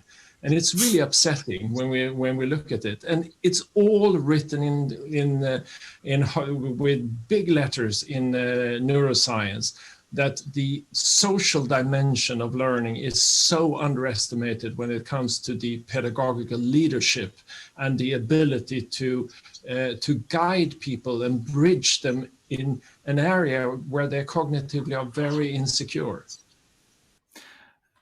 Do you think that the shift that we're all experiencing to online learning as a result of, well, natural progression anyway, and expansion of education to those who can't necessarily access it in other ways, but now accelerated enormously by the pandemic, do you think that's compatible with this sort of approach that you're talking about? Or is it, in fact, working against what you're trying to see as a change? It tends to, and the data are clear, it tends to make it even worse for kids with socioeconomic challenged kids. Very, very simple. The closeness, my eyes are on you, it matters to me that you are doing well as a student, happens to be the most central part of the early parts of learning. Learning how to become a student, learning how to learn. All about that. All of that is it's a social drama that every kid has to go through. Bruce? Yeah, I agree that I think that this shift to perhaps lower quality educational access for many, many children and reduced access to that is having a profound exacerbation of all of these inequities that we see. We think that the development of brain structures for the foundations of future learning, such as reading, critical thinking, and mathematics, are profoundly linked to powerful educational environments in which kids are motivated to engage in productive struggle, guided to the right material, and helping somebody focus their mind on just the most important things. We know that this leads to a cascade of changes in their brain structures to help them wire their brains up for success.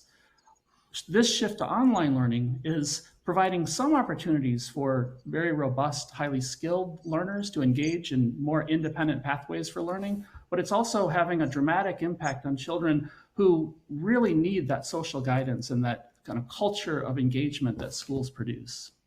And as many of our children kind of learn on smartphones these days and things, what does our knowledge of of the processing in the brain tell us about how distracting it can be, or how negative it could be to have the distractions of a smartphone when you're learning? even, I mean, just having a smartphone in the room actually disturbs you. I mean, creating a real thought, it's about a 7-minute process when you look at it neurochemically, and it's about, like a 1-2 hour process when it comes to training and really settle that memory, which means that the time span of creating the imprint necessary in order to create a basis for further thinking is disturbed, and it's like having an army where 100 soldiers walk in random direction. They walk essentially in average nowhere. So the neuron don't settle that new learning when you're disturbed too often. Bruce, please. I think that these new technologies, these pervasive multiple screen devices, offer tremendous new opportunities for kids to engage in technology in new ways that are going to prepare them for a new future that current schooling hasn't even imagined. But at the same time, I think there's huge pitfalls that need guide rails. We know that children that are prone to distraction tend to really engage in these multiple devices in ways that are destructive to learning and actually impair their ability to learn compared to a more focused environment without so many possibilities for distraction. So I think that, as we unleash this large uncontrolled experiment of pervasive access to screens for all day long in education, I think we need to figure out what are the guardrails that children need to engage this technology productively, and then what are the principles by which they could harness these new opportunities. And as a last thought, the environment you described, Bruce, where you have educationalists talking to neuroscientists and many different people involved in trying to come up with the right system, sounds complicated to produce. Very briefly, how do you make that coalition work? Well, myself and many others are starting to drive radical collaborations between neuroscience laboratories and actual living schools and classrooms, and bringing the neuroscience to children. And some research has suggested that when children are exposed to the very idea that their brain is plastic and it's changing with all of their learning experiences on a week-to-week basis, they tend to persist more in challenging learning environments. And so I think this is an incredible opportunity to do this at an even deeper level by having children have access to being able to see and experience and watch their brains change over time as they go through schooling. It's a lovely idea to have the participants really involved in the experiment. Thank you. Thank you both very much indeed. Thank you. Although we as human beings, of course, learn from the very day we are born, a lot of our learning is done within the framework of school education. Andreas Steicher is Director for Education and Skills at OECD, and A. Lynn Goodwin is Dean of Faculty of Education at the University of Hong Kong. We will now start with a short talk by Director Steicher, and then he will join Dr. Goodwin in a discussion led by Karin Claesson.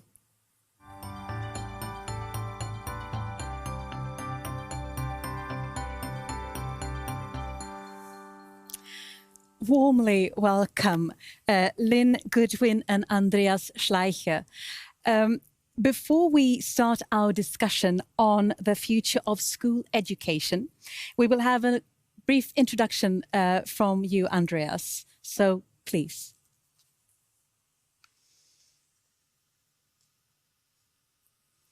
Yeah.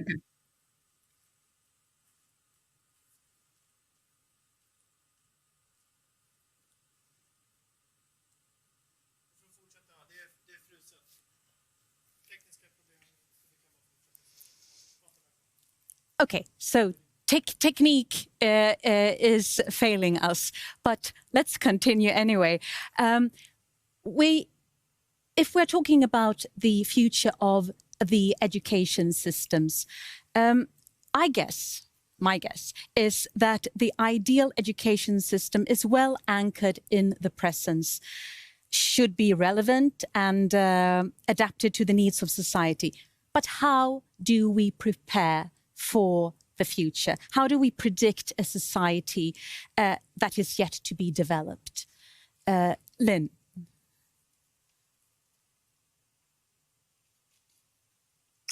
Thank you so much, and hello to everyone. I'm going to start my comment by borrowing something from Esther Duflo, one of the Nobel Prize winners in economics. And I was struck by a comment that she made where she says, good economics does not assume a conclusion, but is willing to question assumptions at every turn in light of new evidence. And so I want to sort of use that saying to say that good education also, good schools, should not assume a conclusion either, but must cultivate skills in learners to keep asking questions and searching for creative solutions. So the reality is that, we've never been very good at, schools, educators at predicting the future. So the constant focus that we have right now on trying to imagine what future trends would be and using education to meet them may have us sort of looking in the wrong direction, especially since if we look backwards, history indicates that education has always been much better at sort of reacting to future as it arrives rather than predicting what lies ahead. So I think that we have to think about educating for ways of thinking and doing and acting and being that are enduring and can enable young people to pivot and adapt as the future arrives. And that includes, pivoting and adapting today. We actually have, some ideas about how to do this. And the reality is if we could enact those ideas, we could actually, sort of equip young people with the sort of open-ended skills that they need to be ready for an uncertain future. We talk a great deal about 21st century competencies. We're 20 years into the 21st century, and we are still sort of reaching for those skills, such as collaboration or critical thinking. The fact is that even though we are focused on these competencies and we talk rhetorically about them all the time, we have not been able to realize them or actualize them. So in some ways, if we could do what we say is important to do, we would already be sort of ready for the future along with our students. The second thing I would say is that because schools are better, but only by comparison, to responding to emerging needs, I would like to suggest that one thing we ought to do as we think about schooling for the future is to help young people imagine the future they would want and to help them work towards that. So rather than thinking the future is murky and blurry and I don't know what it's going to look like, to say, what do I want my future to be for me and for my community and for my family and for my friends, and to help young people play an important role in shaping that future, the future that is inclusive and safe and kind to everyone.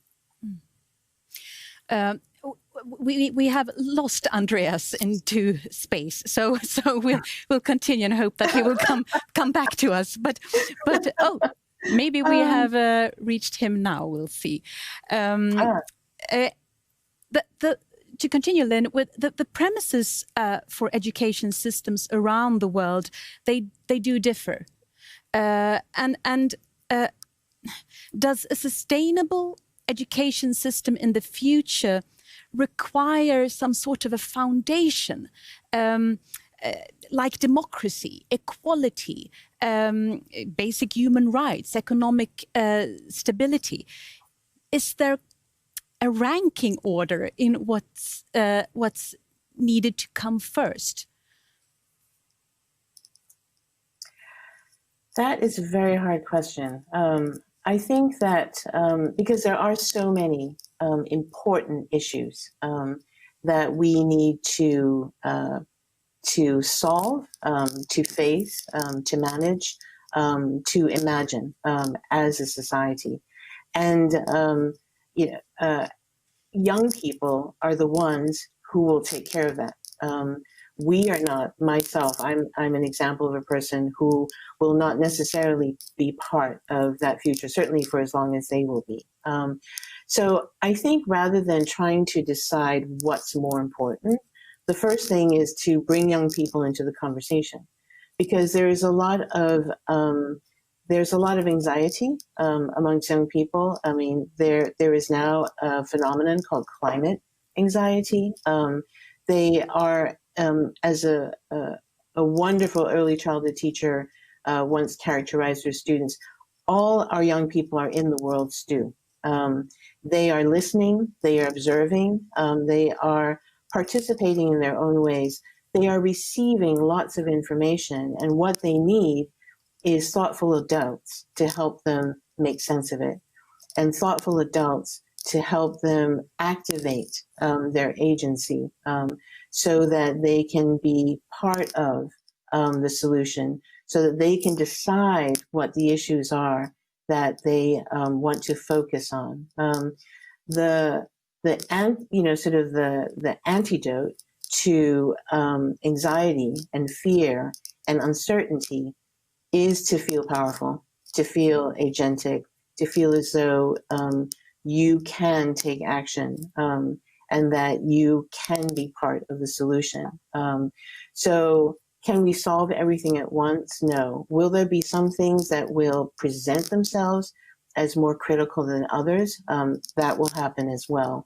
But I think the key is, going back to your notion of a foundation, is how we support and nurture tomorrow's citizens in ways that will allow them to kind of meet whatever comes with agility, with creativity, with courage, and with sort of ways of working together, but also ways of working that we haven't even thought of yet.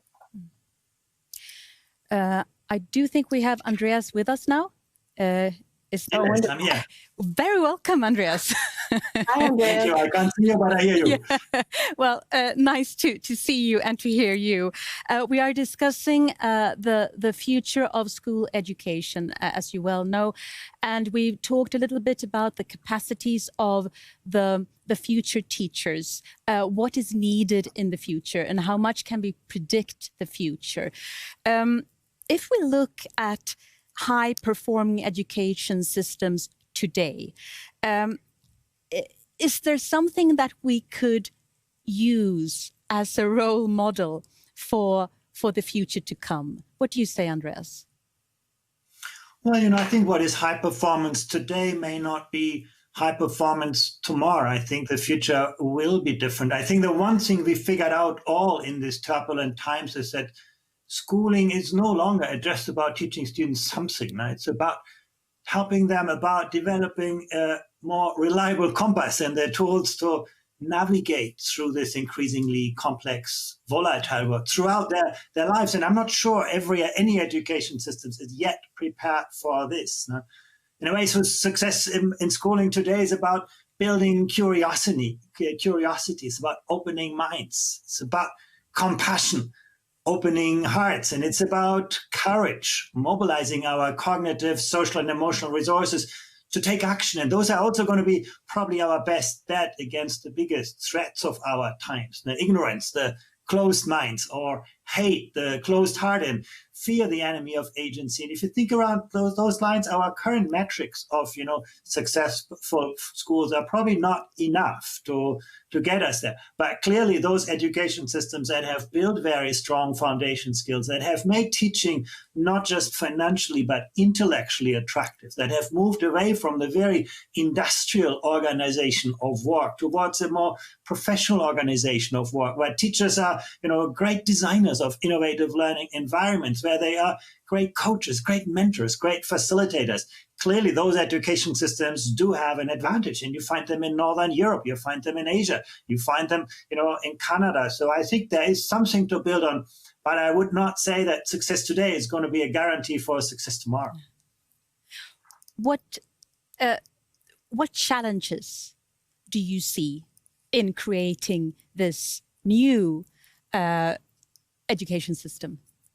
The challenges at building sort of the kind of cognitive, social, emotional qualities that are going to count for tomorrow requires a very different, learning environment. In a way, our school systems got very good at educating second-class robots. People are very good at repeating what we tell them.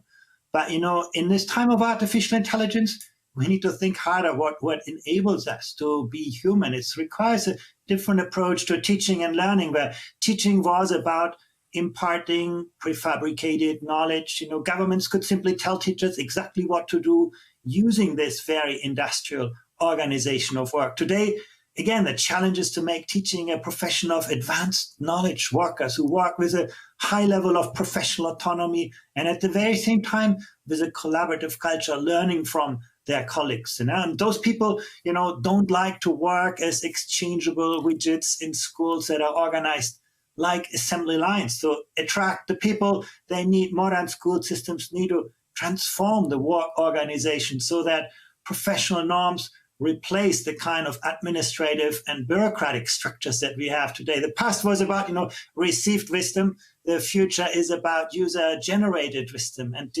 teachers who build their careers solely based on knowledge transmission will face the same fate as truck drivers, in a world of automated vehicles. I think that's really what we need to keep in mind. We need to see the emergence of a new profession. Also, the past was divided, with teachers and content neatly divided into subjects and students separated by expectations about their future careers. Schools were designed to keep students inside and the rest of the world outside, with a lack of engagement of families, a reluctance often to partner in network with other schools. And the future needs to be a lot more integrated in this. And last but not least, in the past, schools were technological islands with technology conserving existing practice rather than transforming it. And students were always outpacing schools in their adoption of technology. In the future, schools need to use technology to liberate learning from past conventions and connect learners in very, very different ways. And that is really, I think, a very different work organizations we're talking about. No? Time is running out. Thank you so much, Lynn Goodwin, and thank you so much, Andreas Schleicher, for joining us here. Thank you. Thank you. Thank you very much. Thank you. Thanks to Karin and the panel. Now, there are great comments keep coming in from you, the audience, so we'll share some more of them. Santosh Sisolikar writes, science and arts share the same basic nature, identifying and playing with patterns in the nature. Andreas Michalski, creativity is learnable. When will this be a school subject? Luis Alonso Mesa Salcedo, creativity and freedom can be found once you open the door of art and science. Mala Tandon, children need to be given the opportunity to explore and experience. Charles White, learning can be enhanced by removing the fear of failure. This inspires creativity and provides courage to navigate the unknown. And Malini Rahendran, distance learning is going to be the driver of creating an equitable society. Thank you all, and those of you logged into Twebcast, please keep them coming, send your comments in, write them in the box right next to the ear. On opening the minds of young people and teaching them to be critical thinkers, here are Wole Soyinka, Nobel Laureate in Literature in 1986, and Leymah Gbowee, Nobel Peace Prize Laureate in 2011, in The Power of Knowledge, Learnings from a Literature and Peace Laureate.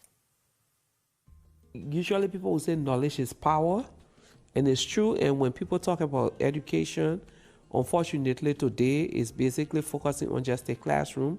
But I think beyond the classroom, how we're able to open the minds of ourselves and young people to be critical thinkers. You have indoctrination, in which people are not encouraged to use their minds. Real education is critical in mind formation. The ability to look at more than one aspect of an issue. So really and truly, that education that will make a person to have more compassion, to have more humanity, is the kind of education that the world needs. Yeah. That's what I understand by education.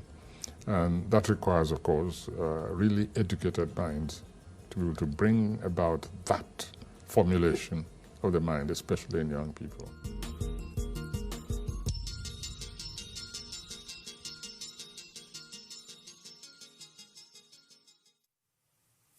Now we will meet Mary Beard, Professor of Classics at University of Cambridge. Mary will be talking to the CEO of Nobel Prize Outreach, Laura Sprechman, on the topic, What can classic teach us?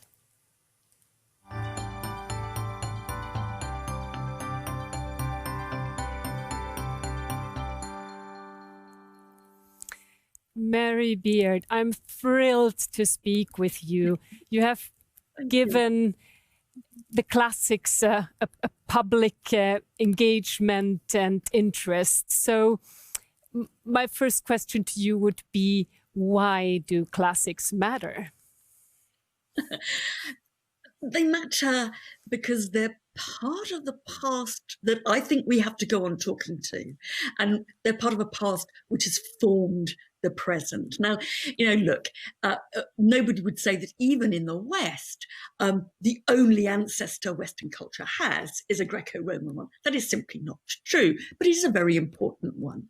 And as it were, to cut that off, not to look at it any longer, always seems to me kind of the equivalent of a very nasty amputation. It would be like culture and thinking cutting off its leg and deciding not to use it any longer. It's part of us still, renegotiated, redebated, and still exciting.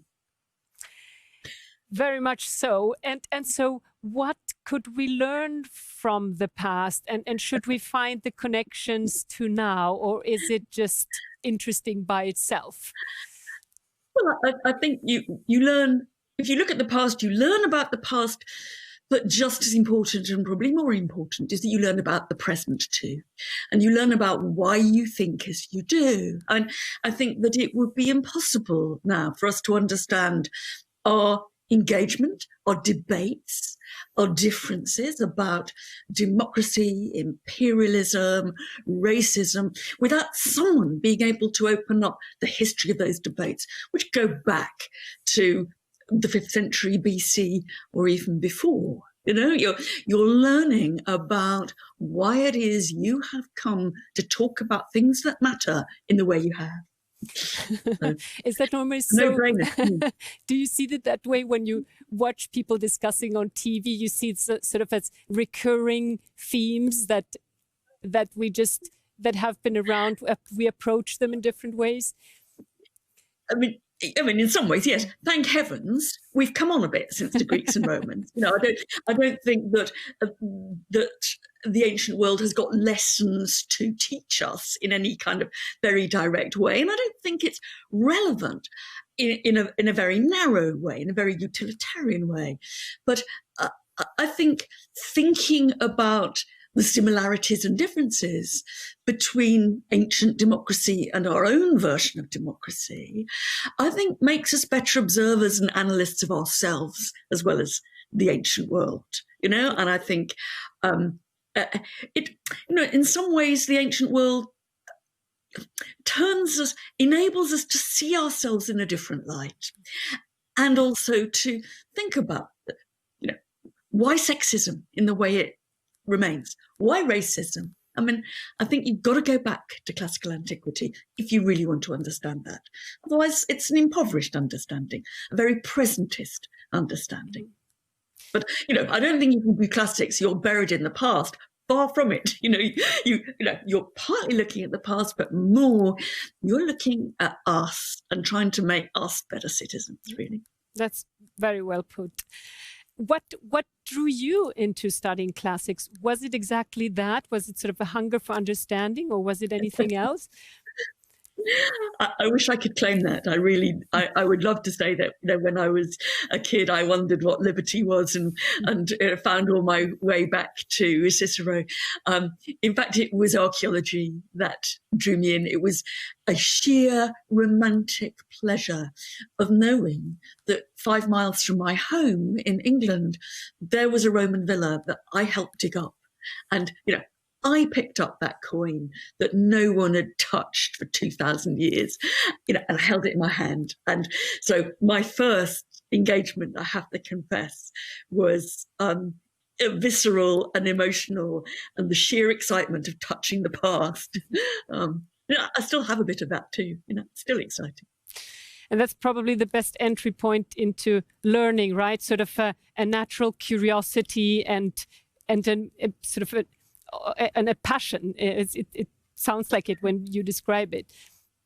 Yeah, I mean, I think, I challenge anybody to go to Pompeii and Herculaneum and to look at those tragically buried cities, and not actually to feel an emotional wonderment about them first, but after that wonderment has gone, to feel a sense of an obligation, really, to the past and to us to find out more about them. Yeah. And it takes you, in all kinds of different ways, and I think that, look, there hasn't been a single day for 2,000 years when someone has not been reading Virgil's Aeneid, and that's because it's eye-opening and it's really worth reading.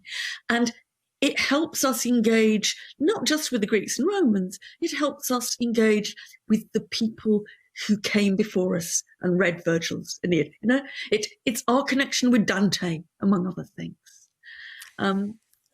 Or Homer and James Joyce. It's about a cultural embeddedness and a cultural critique, really. This is not, I don't admire the ancient world. I don't want to be a Greek or a Roman. I'm really pleased I live in the 21st century. And I think in all kinds of ways, the Greeks and Romans were horrible, but they so stimulated a whole chain of thinking and a tradition of thinking that, we can't lose that. We might do better than it, but we can't lose it.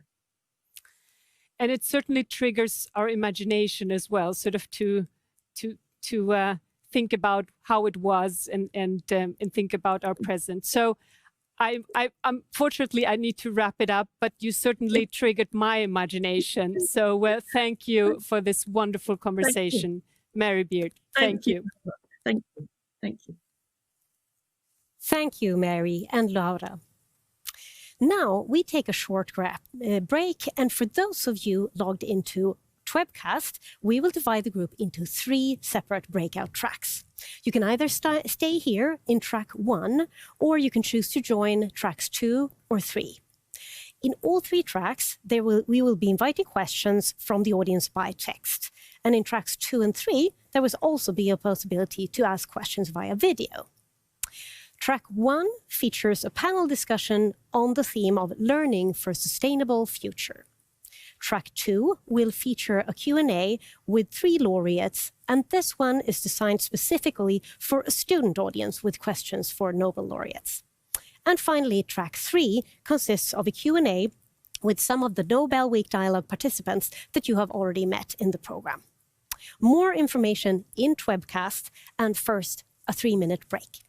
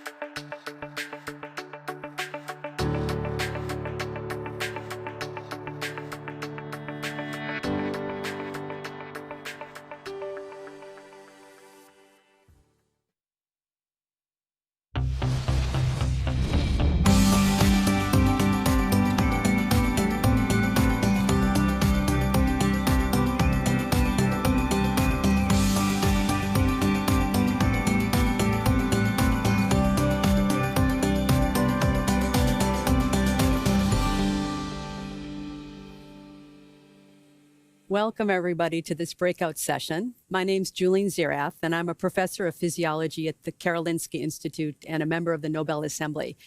And I have 3 panelists that I'm going to introduce to you, and we're going to have a lively discussion. So we first have Irina Bokova, and she was the first woman to act as the Director General of UNESCO, where she was engaged in the UN efforts to adopt the Agenda 2030 for Sustainable Development. We also have Esther Duflo, who received the 2019 Nobel Prize, the Prize in Economics for her experimental approaches to alleviating poverty. And her research is seeking to understand the economic lives of the poor with the aim to help design and evaluate social policies. And we also have John Holmberg with us. He's a professor of physics, resource theory at Chalmers University of Technology in Gothenburg, Sweden. And so I just want to explain the format. And then the point of this is to have a discussion around learning for a sustainable future. The other element of this session is to have a Q&A with members of our audience. So I'll start out with a discussion with the panel. And for people who are watching and viewing, it's already good to start to formulate questions. You're going to see a box on the right hand of your screen, and you can put your questions to the panelists.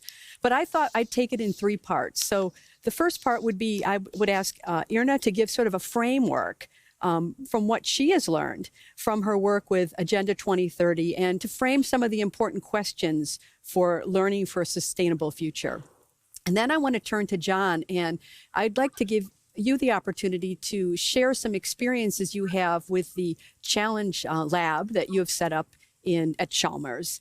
And then Esther, I'll have you share some thoughts about perhaps some solutions. You know, how can we solve some of these challenges, and perhaps some of your own experiences, how you can use that to help us look forward.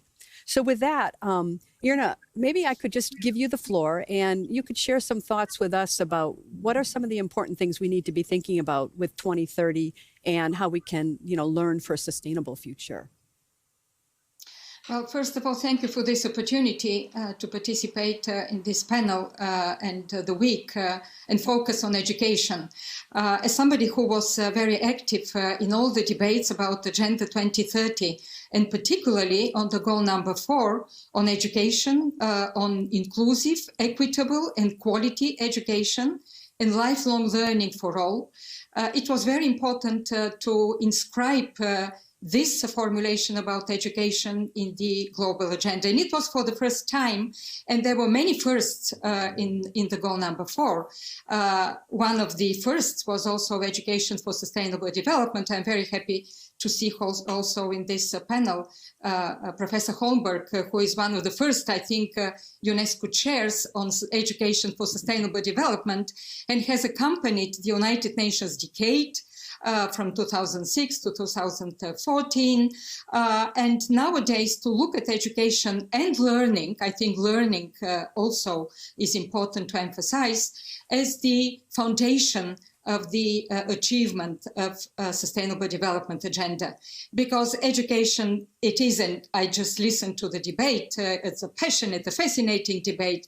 Education indeed is about no poverty, it is about gender equality, it is about health, it is about climate change, it is about decent jobs, inequalities, and I can continue the list. So my first point is that education for sustainable development is vital for the future. My second point is, and I will try to be very brief, my second point is that with the COVID-19, we are in a crisis because the pandemic and the lockdowns were a big blow to educational efforts. There was already a learning crisis, and now we add another one.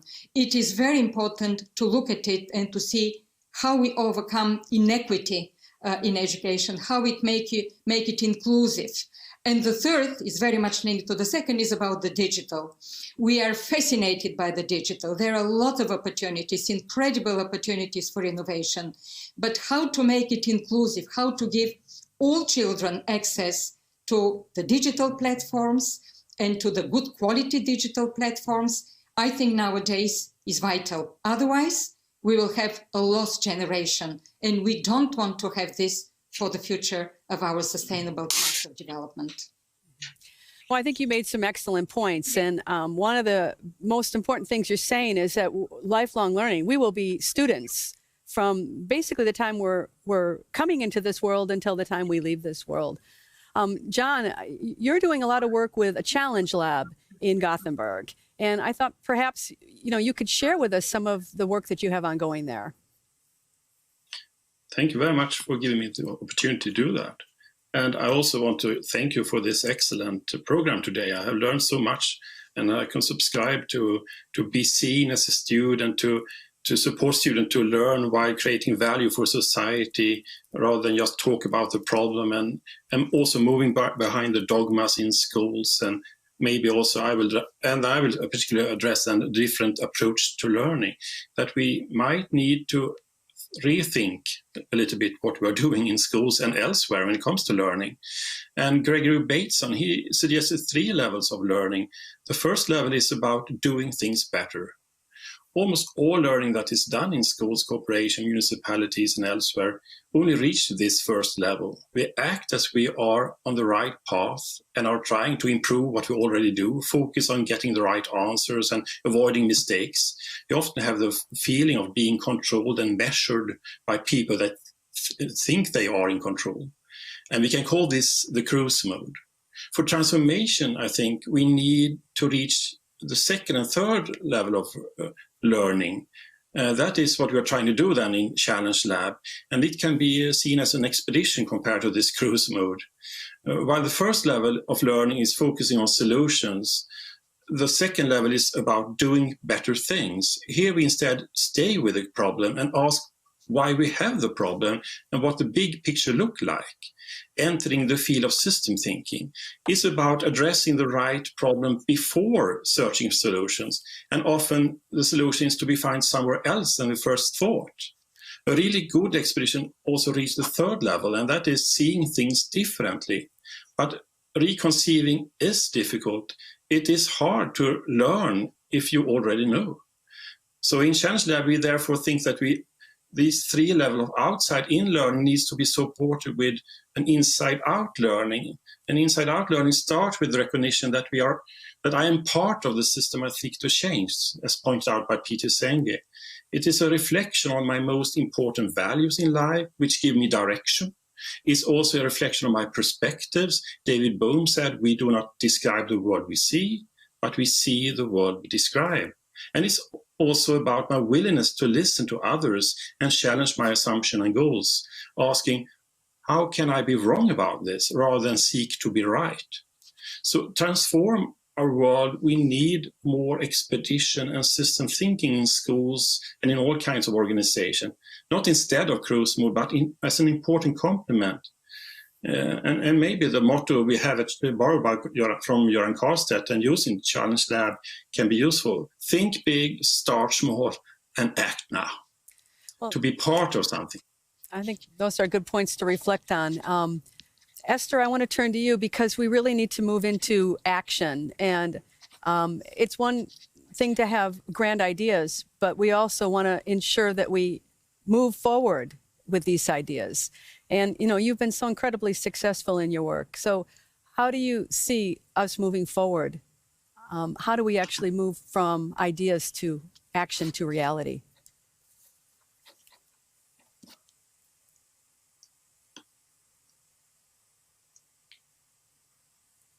We actually don't hear you, Esther. No, we still are. I think you're still on mute, so we're still missing you here. I think now.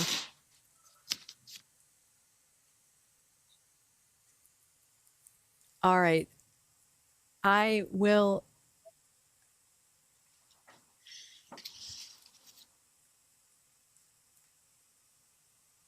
Hold on to that thought, and I will take one of the questions that we have from our audience, Esther. Can you try once again, Esther? I think, Esther, I'll hold on to that, and I'll take a question from our audience. One of the questions that we have is learning to influence politicians and others essential for sustainability? And I think perhaps, John, you touched a little bit upon that. Okay. and I can hear Esther too, so we'll let John answer this question, then we'll come back to Esther. But is learning to influence politicians and others essential for sustainability? John or Irina, any thoughts around that? We need to teach the politicians as well. Is that essential? Yeah, but I of course, everyone, but maybe the most powerful thing is not to teach, but to learn. So asking question might be stronger actually than trying to teach and convince. Okay. To invite them to conversation and ask relevant question they have to answer to, and try to figure out how the system works together rather than trying to convince them to be right. Okay. That is my If short I may answer. just to say one word, Go ahead, I think go it's ahead, an important question. I don't think teaching them, but holding them accountable. Okay. And I could say from my perspective of international organization, it is important that governments, politicians are held accountable to what they have been agreeing, speaking about sustainable development, agenda, climate, and all the others. Okay. All right. Well, I think that's a good point. And, you know, there is a lot of buy-in, so then there needs to be sort of action. So, Esther, we can move back to you. I think you're coupled in now. Yes. Oh, great. Sorry. So I respectfully disagree with the not teaching them. I actually think that once you hold them accountable and once there is willingness to act on improving education, then there is a ton of things politicians don't know, policymakers, I would say, don't know, and a ton of things we don't know. And in fact, over the last 30 years, there have been considerable progress in education in some ways, with now almost everywhere except in countries that really war torn, most kids going to school, at least for the primary levels. And we're also making progress on the secondary level. But where they have a complete stalling of progress is on learning, that they are going to school and then they are not learning anything. So for example, in India, they can, about half of the kids who have gone to school till the end of primary school can read at the first grade level. And that's not isolated for India. It's something you're finding from country after country after country. So the real crisis in learning, and it's, of course, was learning until COVID hit. And now, of course, it's like demultiplied by the fact that it's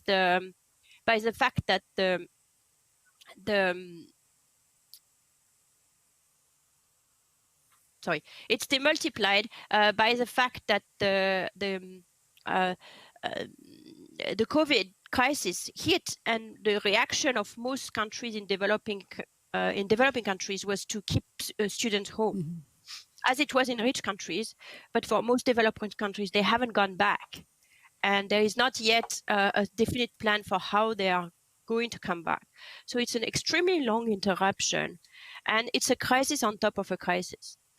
Now, it could also be an opportunity for action, precisely, because one of the big problems of leading to the lack of learning in schools was the attempt in many developing countries to teach a unified curriculum to everyone, regardless of what they come up with, their support system, how much they could be helped at home.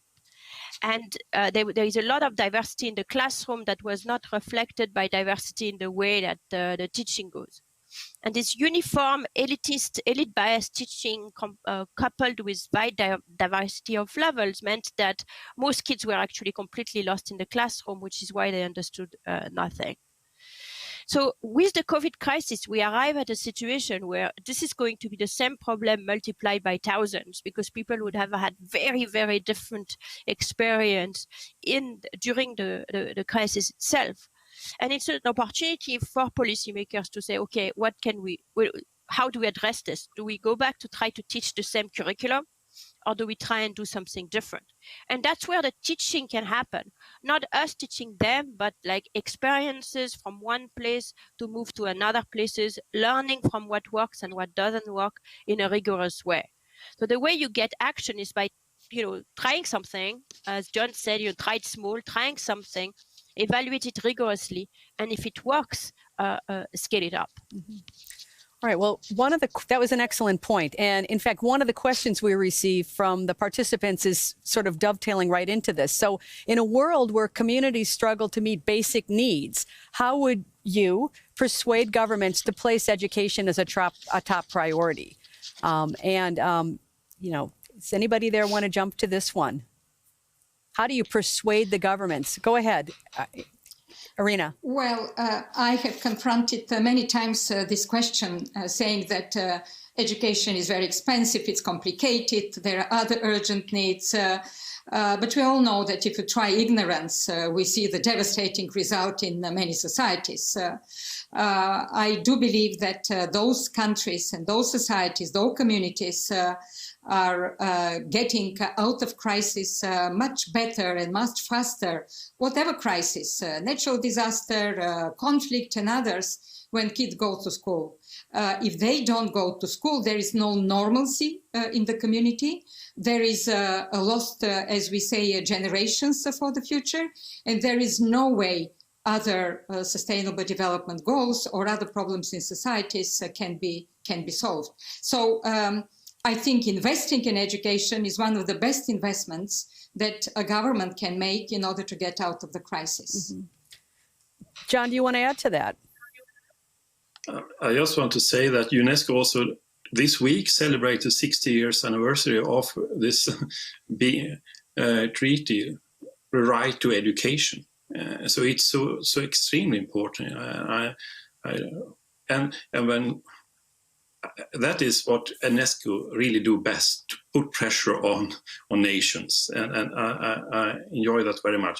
Another thing that I really enjoyed at UNESCO was actually when I went to a meeting, and when you had a photo gallery on the wall around the UNESCO headquarters in Paris, one big photo for one student on his and her way to school. I think the photo gallery was called Journeys to School. It was so fantastic. Do you remember that? You must have had a lot of... We opened it in New York at the headquarters of the United Nations, and then we made a big publication. I think it was beautiful to see all different circumstances. Children were... It tells so much about what we are talking, all the emotion and everything. So it was fantastic. Yeah. Well, action is really important, and people are really burning for that. And another question that we receive from our audience is, we need to act now, but what action do we need from young people? That was a question. We talked about government's role, but what action do we need from people on the, citizens, young citizens who are looking at their future? Esther. Yes, I'm very happy to answer this question because I've worked with a wonderful education movement in India called Pratham, which gives us really an example of how to use the young people, the older brothers and sisters in the communities to help their younger siblings to learn. And basically going back to the fact that the central problem of schools is that people are getting there, they have a right to an education, but they are not actually learning. Mm-hmm. One way that they can learn is if we go and teach at the right level. So if a kid arrives in grade 5 and is not able to read, it's not because they are not able to, it's because nobody has taught them yet. Mm-hmm. And that is something that the older sister and brothers can do. In fact, we have evaluated on large scale and unskilled, and then Pratham has scaled up across millions of children in India and now in Africa, these models where this is the older kids in the community after a very short training who go back to the school and help the teacher with forming little groups for the kids to be able to learn exactly at the level where they are. And once they are caught up, they can go back to the curriculum. So if there is a willingness again and an ability to do that with policymakers, which I think there might be post-COVID, then they will be needing a lot of young people to participate in this movement. Yeah, and I think that's really exciting because it's very gratifying to be able also to see the fruits of that as well. There's two sides to that, the learning element and also the mentorship aspects that come in as well. There are a lot of questions about COVID, and one question is, could the COVID-19 crisis be used to rethink the ways of learning and applying sustainability? And we've lost Esther, but perhaps we could turn to you, John. Yes, it can, of course, if you have access to the technology. But that is the starting point for many students around the world and also many schools to have access to this remote learning technology. But if you have, it is of course a huge opportunity to have we have had meetings with students in South Africa just a couple of weeks ago, and that worked fantastic. It was as they were in the room. So there open up also possibilities. You open up possibility to flip classrooms. So you get the presentation before you meet, and then you have discussion dialogues when you meet. Mm-hmm. So that is a possibility, of course. Mm-hmm. May I also just add to what Esther just said? I totally agree with teaching at the right level, and it relates to Ryan and Decky when they talk about intrinsic motivation. Right competence level is important, but they also talk about 2 other levels, factors that is important for creating this intrinsic motivation about students, to make them active, and that is to give them a space where they are seen and are trusted to even make mistakes. And that space needs to be, they have to be feeling of safety. So it's okay to make mistakes. And it's it's also some meaning in that space. Mm-hmm. So they contribute to something that is bigger. Mm-hmm. And if you just create a space, it's my experience is that students fill that space very quickly. And you can just support them and facilitate them, but we don't dare really to give them the space, and that is a problem, I think. Okay, well, that's important as well. We're coming up to where we need to start to round off, but I do want to ask one other question here to Irina, and it's you've worked a lot on Goal 4, but there's a lot of questions related to Goal 5, achieving gender equity and empowering women and girls. And one of the questions come up is, how do we actually break down the disparity between males and females, women and children, girls and boys in terms of education and science and engineering? So I thought maybe you could share a few thoughts on that. As I said, the Sustainable Development Agenda, all the goals are very intrinsically linked. They're interdependent, they're very, very close, and definitely goal number 4 and 5 are there in order to empower women, to give girls the opportunity to go to school, and also to have inclusive education. I think one of the most important is to look at what are those impediments that do not give the right to education of girls, be it because of poverty, because of belonging to minority, because of the lack of safe schools, because of stereotyping. I think this is the beginning. The second, of course, is to create an enabling environment. Girls will go to school if there is an enabling environment. There may be the respective laws, but there is no such support from a community or from a family. And I have probably visited schools in 50 countries, and I have seen how important this enabling environment is there. And the other side of the question, as you mentioned, is about girls and STEM education, girls and mathematics, girls, as we say, in a STEAM education nowadays, because it's also about arts, about creativity. I think it is extremely important to, once again, to look at how we can change the perception about girls in the new technologies. UNESCO published last year a very interesting report about artificial intelligence and gender biases. I think if we don't look at this particular aspect of now, we will build this stereotyping into the artificial intelligence, and it will be reproduced for the future. We should not allow this to happen. Okay. All right. Final word, Esther, just briefly, any thoughts for the future? Moving to action.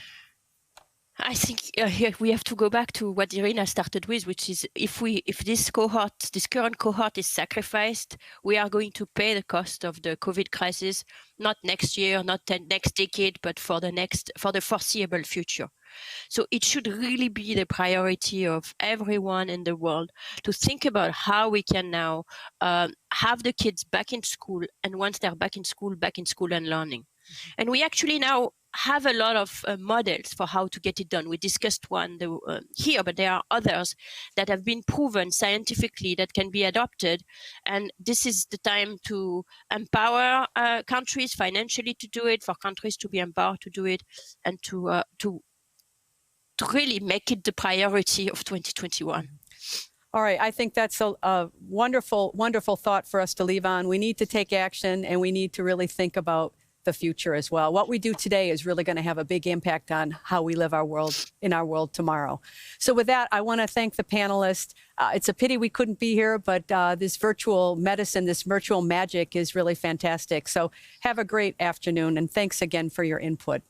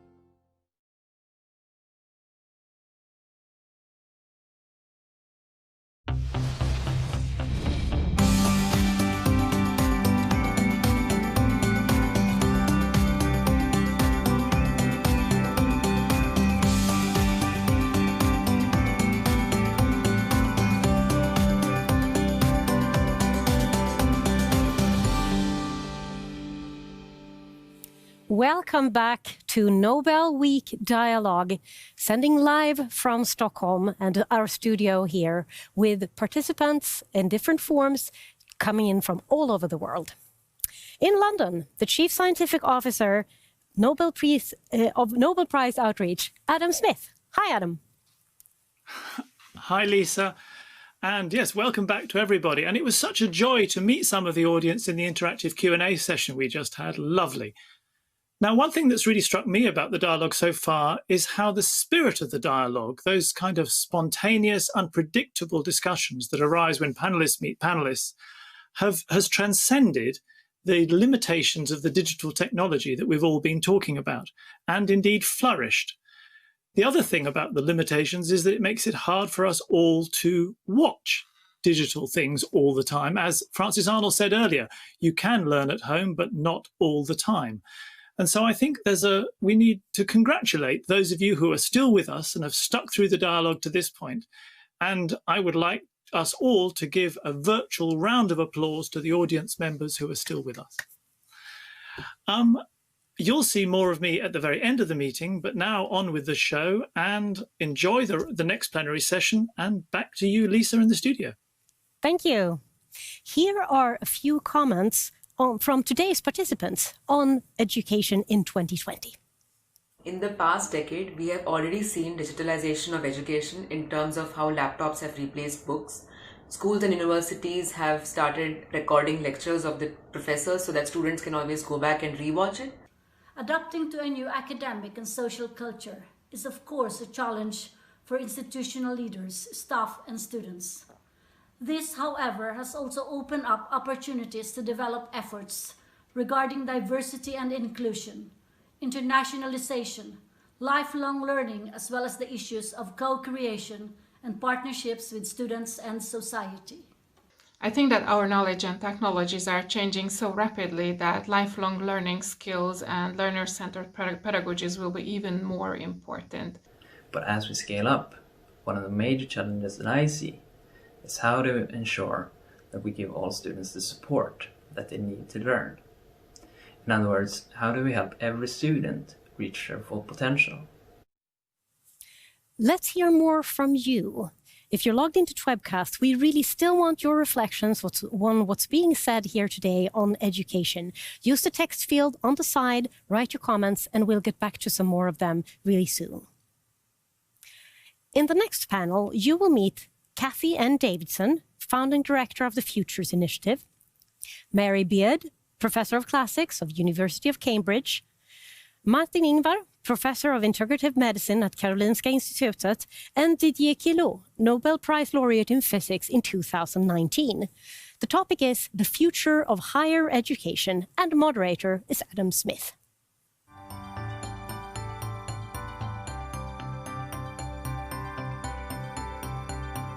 Thank you to the Nobel Prize Committee for hosting this forum on the challenges of education.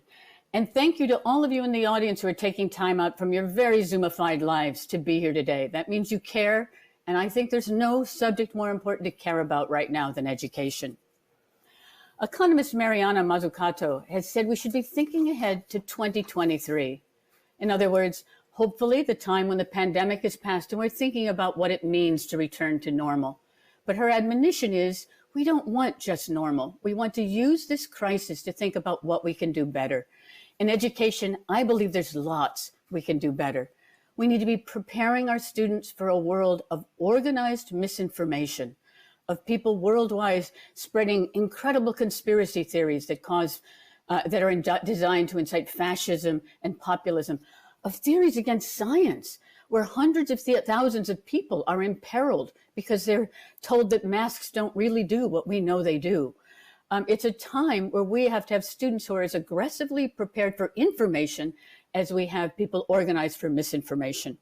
Unfortunately, the system of education we've inherited was invented in the late 19th century for the research university and was based in a time of assembly lines, standardized testing, and what Lonnie Guinier calls the tyranny of meritocracy, IQ tests, multiple choice tests, tests based on an idea of eugenics and racism and standardization. We don't live in a standardized time now. Educators call the system of education we have now as sequestered problem solving. What a great expression. We tell our students we're going to teach them to solve problems, and then we sequester them, literally judge them before they come into a university, before they leave our classes, before they leave university, in a sequestered world where their knowledge is supposed to be limited to what they're learning in a specific class. Nobody learns that way. Whether we're a Nobel Prize winner or trying to find a map in a city we're in, we all have information at our fingertips. But how do we know if it's reliable? We should be teaching students to learn how to learn, not just memorizing, but applying that memorizing in experimental ways, creative ways, experiential ways, trying to move from knowledge to actual behavioral change. It's not easy. This means active learning, and yet we know active learning works.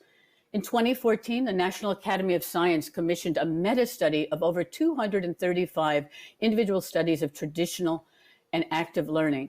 And their conclusion was, if this had been a pharmaceutical study, traditional learning would have been taken off the market. They then replicated the study for first-generation students, low-income students, students of color, and found it was equally important for the best students and for those least prepared to have active learning as the way they were learning the world. It prepared them for their future, not our past, their future. It's a tall order to think of revamping our highly standardized educational systems for active learning by 2023. So I'm going to end with a quote from a late Nobel Prize winner, Toni Morrison, to inspire us to what is certainly a formidable challenge of learning. Morrison writes, "This is no time for despair. I know the world is bruised and bleeding, and though it is important not to ignore its pain, it is also critical to refuse to succumb to its malevolence. Like failure, chaos contains information that can lead to knowledge and even to wisdom." That's our challenge and the challenge of learning. Thank you. Kathy, thank you so much for that lovely talk and that lovely optimistic ending. So welcome to this discussion on the future of higher education. Kathy is joined by three panelists who you have met before earlier in the meeting: Mary Beard, Martin Ingvar, and Didier Queloz. So let's get started. Kathy's talk was entitled Equity and Excellence. So Mary, can I ask you, do you think that in higher education, equity and excellence can go hand in hand? Well, we've got to make sure that they do, haven't we? That's the challenge, isn't it? You know, that we can't be in a position where we say, well, look, I have a very wonderful version of higher education, but it can only be given to a few. So what we're going to do is give everybody else the second best. That cannot be right. And I think the main challenge for me is to see how the kind of some of the radical old-fashioned ideas in some ways that Kathy was coming out with, even though she was presenting them in partly rightly as new, I think underneath that is the big question. And we have to be prepared for disappointment, because we're never going to be in a position where we say, oh, I think we've got education right now, you know. Our education systems are perfect as it can get. We're destined to disappointment, but we've got to try. So Kathy says we have to do it better, but how will we know whether we've succeeded? The trouble is with education is that you can see what you're getting wrong, but it's very, very hard to know what you're getting right, you know? And besides, it's a very long lead time. You know, we're not educating kids or students or ourselves for next year. We're educating them not for 2023. We want them to be great citizens in 2053. So, you know, it's very hard to get a controlled test. I think one way that we would know and get it right is we've had 60 years of critical race theory and gender theory, and yet our academy worldwide has not changed substantially in terms of who is represented in the professoriate. Now, not every student is going to be a professor, nor should we be training for every student to be a professor, but that's one measure we can think about, is who are the best students and how are we helping them to thrive? And how do they go on to become professors who will train the next generation? So that's one simple metric, and I couldn't agree more with Mary that we will always be destined to failure, and maybe that's a good thing. I mean, I think we do learn from failure. We know that. And learning how to learn from failure and how to improve is part of our mission. Martin, presumably you agree that higher education cannot continue just as it is? Very much so. I'm just so worried that the isolation of the question about higher education actually lacks the connection with the education that precedes higher education. And we have seen all over the OECD countries how we've lost the socioeconomically challenged kids in school already. We have lost the reading ability, the focus and the concentration ability, and the actual sense of achievement that you get from the early education experiences. And we note when we look at attitudes with our students that that is really a social divider. The ones that are successful are the ones that know how to learn, know how to be a student. And that type of practical, I would call it studentship, is something that we need to foster to a much greater extent, because to me it's simple biology, it's simple cognitive system hooking into the real world, and we really need to foster that. And especially now when we go to Zoom and go to everything in terms of education, we need to foster the practical moments of studies, and we need to foster the idea of actually understanding what it is to be a student. It's a great predictor of how they're going to do. Mary, you wanted to come in? Well, I also think that we mustn't be too self-flagellatory here. I mean, there are some bits in higher education in general, that are actually really good, right? You know, and they're satisfying at both ends. You know, a student goes on to do great things, serving their community with intelligence, comes back and says, you made me think differently about the world, you know, and those moments still happen. I mean, I think that the problem that a lot of them are still, particularly, I think in the UK, they're still very exclusive moments. They're still socially exclusive, they're racially exclusive. And the question is how to take what we do really well, actually. I mean, I know I said we'll never be satisfied, but some bits of what we do is good. How do we spread it? How do we share it more equitably? If we focus on the point which has been made throughout the meeting of the change in learning that's going on now and the good and bad side of the move to online, how do you think that is impacting, Didier, your subject, your students, the teaching of experimental science? Well, there's so much to say about education, but there's a couple of very basic facts, I think, that we'll all have to acknowledge here. The first one is there is no special age for education. It never stops. And that's something that anybody in my positions is every day facing on. I keep learning every day, and I think we're all wired to do that. The curiosity is embedded in our brain. This is the reason why we are what we are. Now, this being said, that's true that we are living kind of a strange worlds, because we are in a society which is essentially built on the knowledge-based aspects, and everything we do, the way we communicate, the way we just move is absolutely driven by the results of the knowledge that we have built up by the research being done in the past and in global science.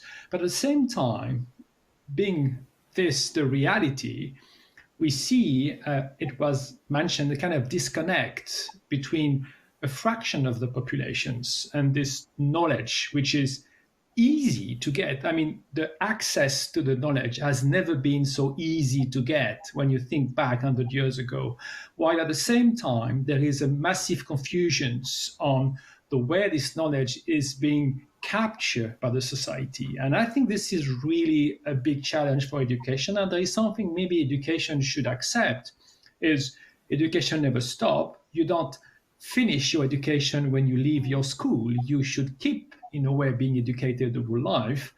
And it's maybe time for education to break the red tapes and to go mainstream and accept that education should be much more wider, much more flexible in a way. It is being programmed and being installed by the society. And I think this is really the big challenge for the future. And we have all the technicality to do that.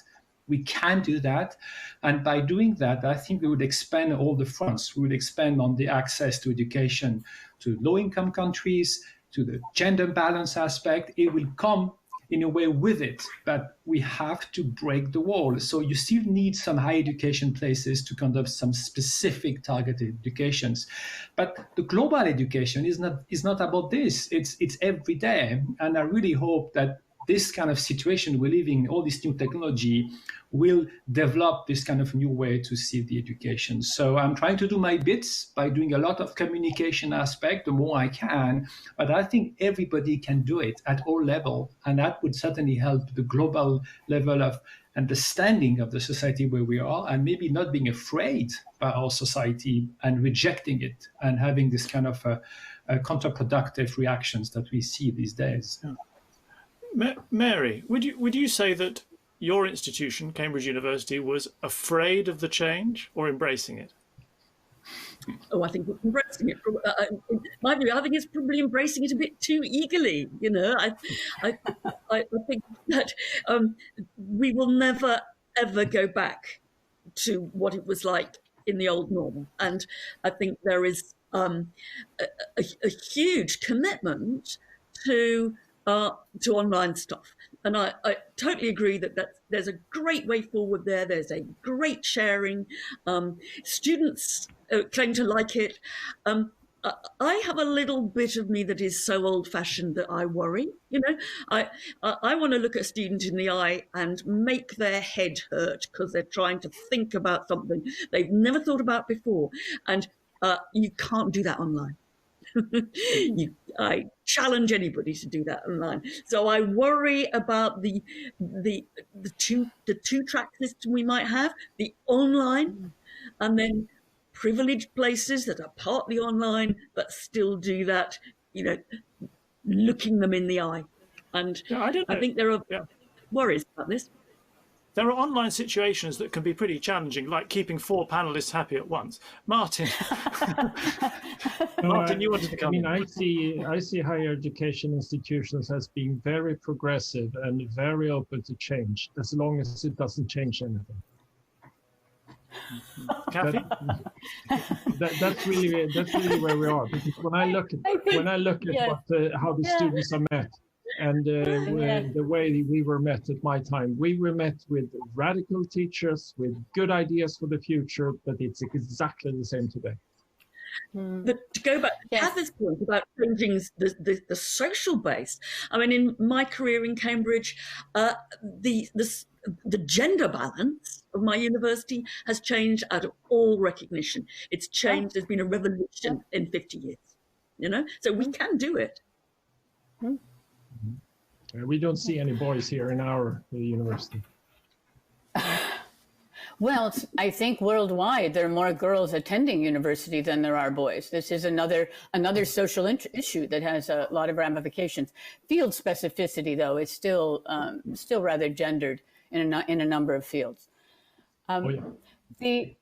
I think there's uneven development in higher education, with some things changing rapidly and other things, I would have to agree, that seem not to be changing at all and to be very, very fully and vehemently resisted. And so we have to resist back, maybe. I think that's a perfect place to stop. Unfortunately, we've run out of time, but already you've done exactly what these panels are all about, which is seeding a whole bunch of ideas for people to consider. So thank you all very much indeed. It's a pleasure. Thank you. Thank you. Bye-bye. Thank you very much, Adam and panel. Now we'll have one more look at some of the comments from you. Dorothea Blank writes, let's start bridging gaps between ages, gender, ethnicities, and cultures. Absolutely. Lucia Terharkel, linking different areas of knowledge will be an important part of learning in the future. Sofia Järbur, learning how to learn is definitely more relevant than memorizing information. Justas Paulikas, together as a society, we should start loving and believing in ideas again. And Anam Fatma, what we need to build as educators is a mindset that fosters lifelong learning. Everything else will follow. Thank you. Great comments. Now, time for a short conversation with Konstantin Novoselov, whose work on the extraordinary and by now famous form of carbon known as graphene led him to receive the 2010 Nobel Prize in Physics. In the second of our art and science segments, interviewer Karin Claesson, curator at Nobel Prize Outreach, explores his lesser-known interest in Chinese calligraphy and painting.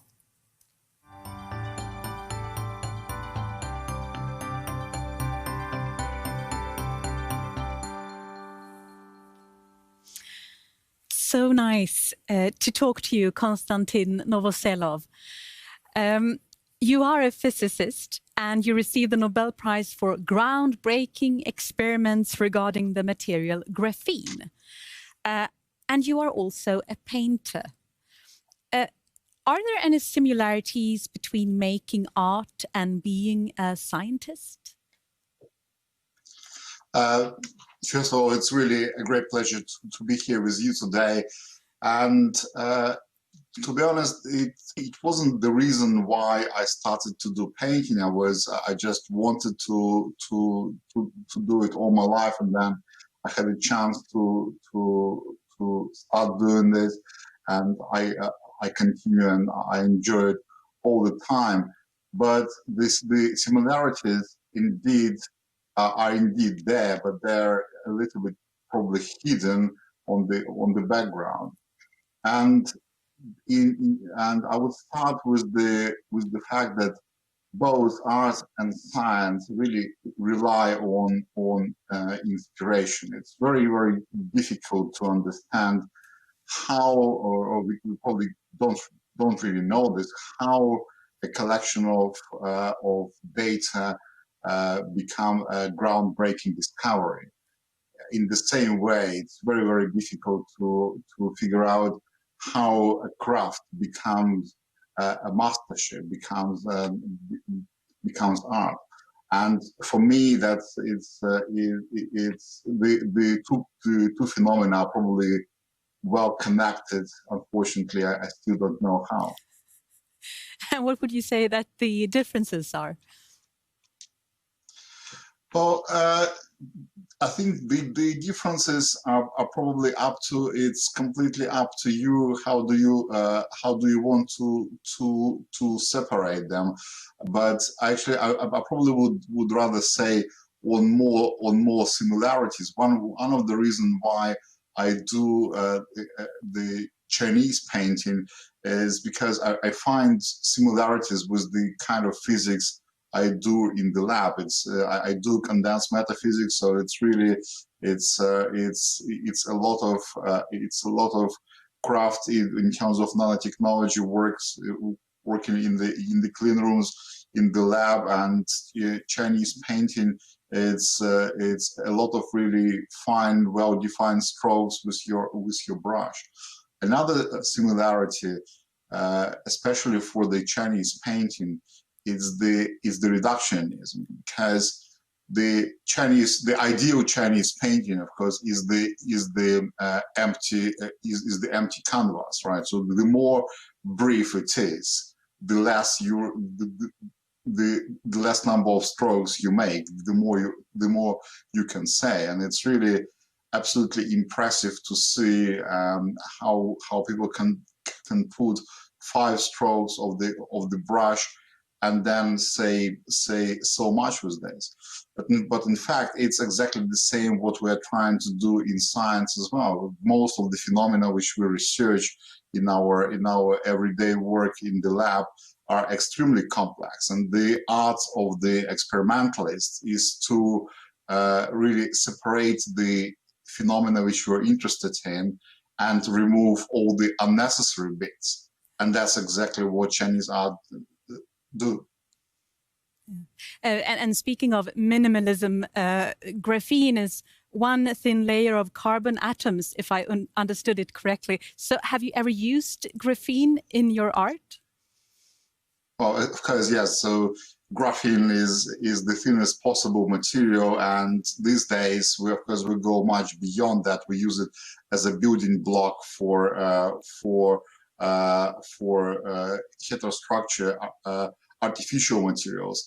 But indeed, one of the applications of graphene is in printed electronics, and there are a number of startup companies and actually already established companies which use printing of the electronic circuits with graphene, and you would use graphene ink for that. So I modified that graphene ink to be used for my painting. It's not functional yet. It's mainly just to achieve certain shades of gray. It has a different hydrophobic properties than the traditional hydrophilic Chinese ink. So you can achieve certain effects when you mix the the tool, so I do use it in my painting. A new material within art. Fantastic. Thank you so much, Konstantin Novoselov, for joining us here today. Thank you. Thank you. It's a pleasure. Thank you. The majority of Nobel laureates are, of course, scientists, and many of those think deeply about how to nurture the next generation of scientists. Here we'll meet three of them in a discussion on teaching science. Carl Wieman, Nobel Prize laureate in physics in 2001, Ben Feringa, Nobel Prize laureate in chemistry in 2016, and Donna Strickland, Nobel Prize laureate in physics 2018. Moderator is Adam Smith. But first, Carl Wieman on lessons from the Education Science Initiative that he set up.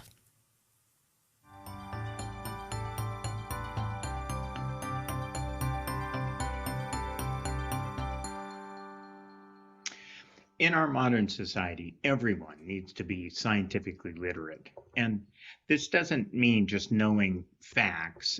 It really means knowing how to apply the facts and ideas of science to make better decisions about one's personal life and health, in their work, and in public policy. Now, this is really a new and large educational challenge to achieve this. But fortunately, we have major advances in research on learning that are giving us guidance on how to accomplish this. This research is revealing much better ways to teach science, particularly at the university level, and particularly teaching people to make decisions using that science.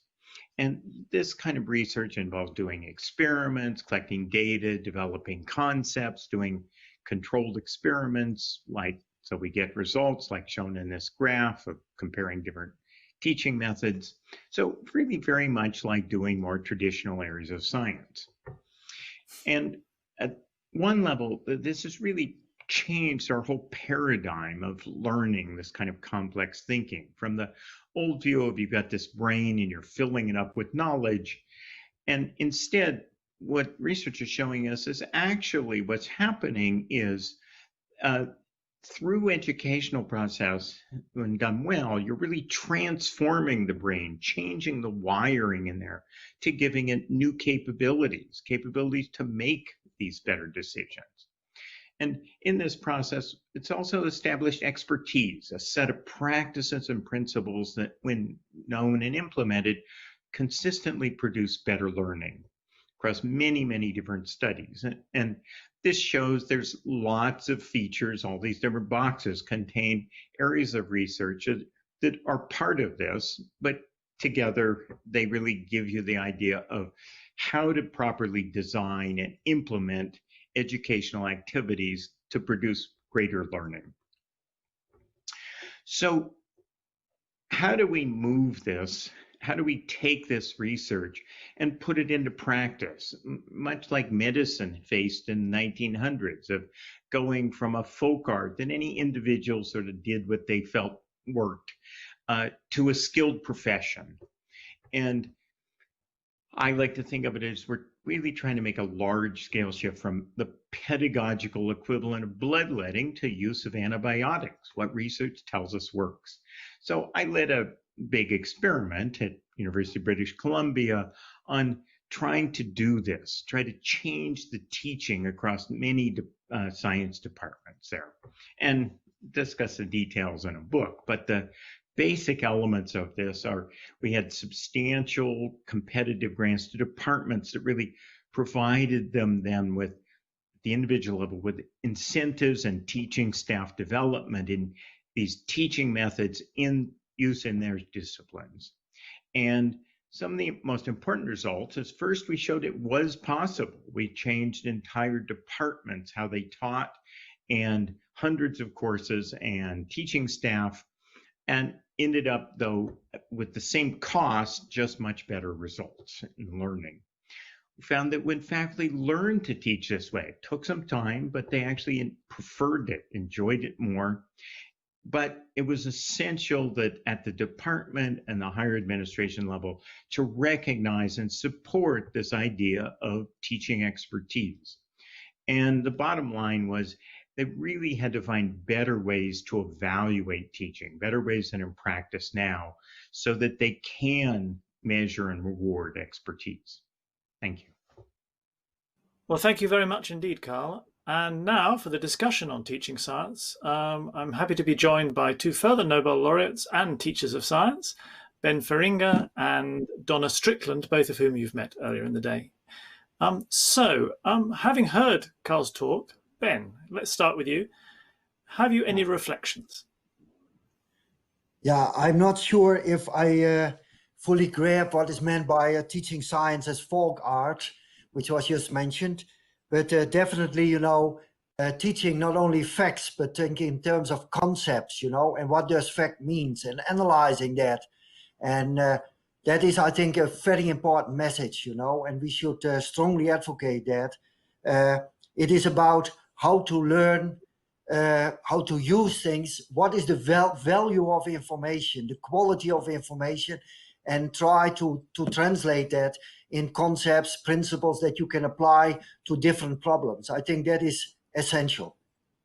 In the current environment where so much teaching is having to be done online, do you think that the sort of approach that's talked about where you really have to get to grips with the problems is easier or more difficult?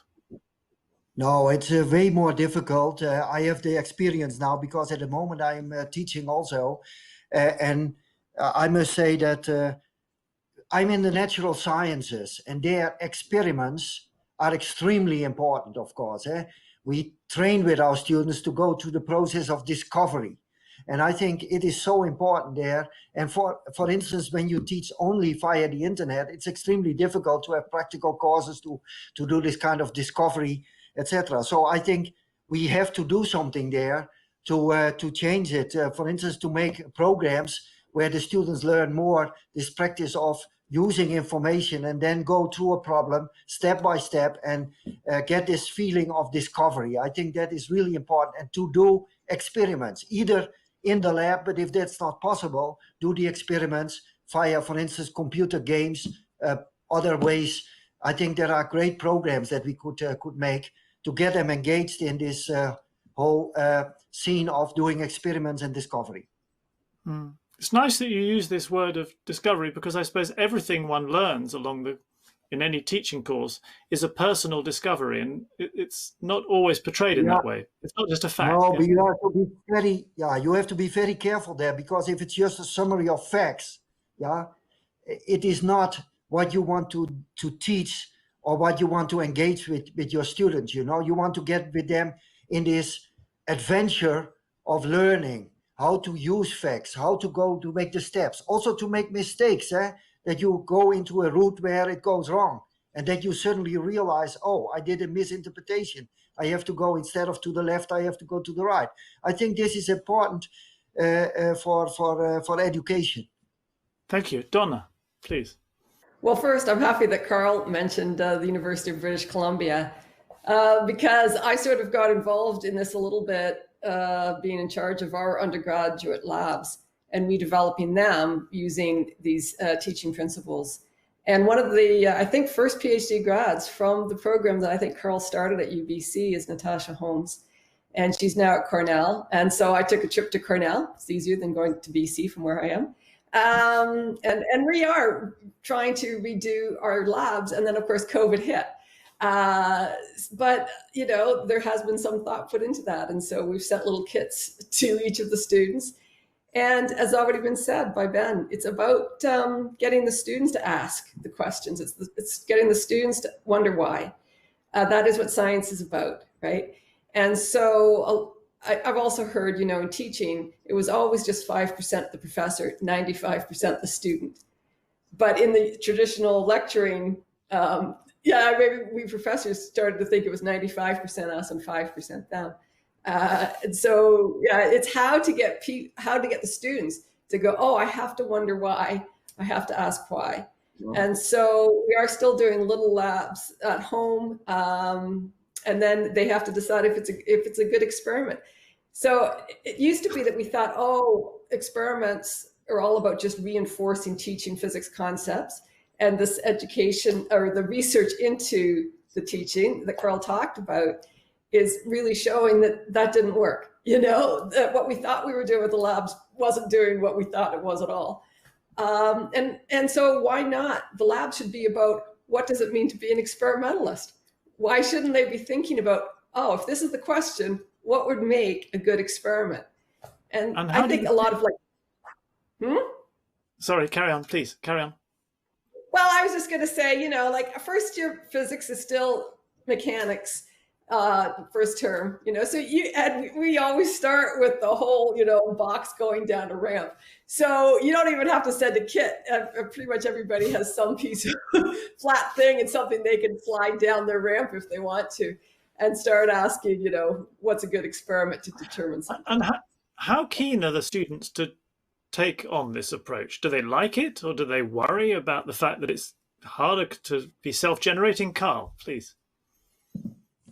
So, I mean, this is something that my group, and particularly led by Natasha Holmes, who's worked with me, that Don has mentioned, has studied quite a lot in the introductory labs. And we find that this giving students some autonomy, some independence, they like it much, much better. They find it much more rewarding, you know, because otherwise it seems like they're just following recipes, which of course is boring. So this idea that to elaborate on what Donna's talked about is when we actually study in detail, kind of not just both how the students are engaged and what they're enjoying, but also what the thinking they're doing.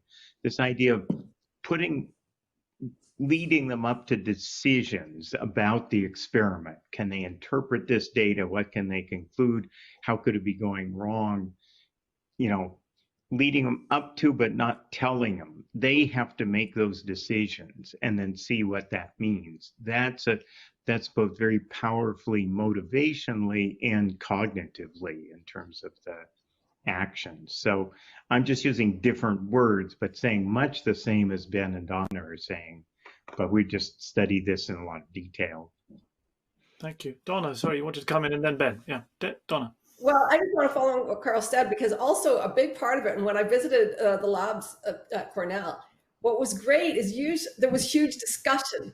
There would be groups of 3. And there usually is when you do labs, but they used to, in the old-fashioned way, be following sort of a cookie-cutter recipe, and you didn't see discussion. Whereas now when you're leaving it up to them, again, it's more like doing real science. It should be a conversation. There should be a give and take and learning from each other. And you just see the students really doing that. And I think that's true even in the new ways they're doing the classroom teaching. It's about getting students to talk to each other, teach each other, try to see if you can figure it out. And again, that's how scientists really work. Ben. Yeah, I fully agree. I strongly advocate also to start early with small research projects. And you have to, at the undergraduate level, of course, you have to balance it with the techniques and what you know. But I think it stimulates students enormously, and that's my experience, if you get them involved in these tiny research projects where they can think themselves, they have this level of autonomy, what was just mentioned. And I think working in small groups where they encourage each other and criticize each other and ask questions. And I think this working together is also reflected what will happen in real life later. When they become advanced students, when they come in a research environment, they have to work in teams, they have to work with people with different backgrounds. Many of the projects we do in research, real life research laboratories is of course with different expertises and so on. People talk with students from different backgrounds and different levels. And I think if you start early with that, it gives them this spirit and enthusiasm why science and education is so nice. Carl, we're almost out of time, but just to finish with you, please. Yeah, so I just want to take this back to the online. I mean, the point Ben makes, you can understand why it's much more challenging to have these things happen online. But what it means is to be effective in the teaching, one has to be much more intentional about setting up ways for students to interact and talk to each other in the online environment. Well, thank you all very much indeed. We've been focusing quite a lot on lifelong learning throughout the day. And I wish I could join labs with any of you. It sounds such fun. So thank you very much indeed. It's an inspirational panel. Thank you. Thank you very much.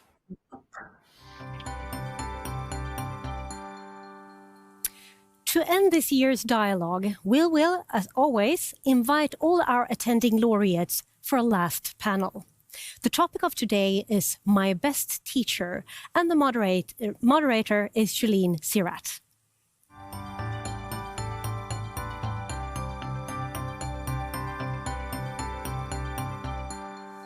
All right, this is going to be a bit of a lightning round, and we'll go around the horn.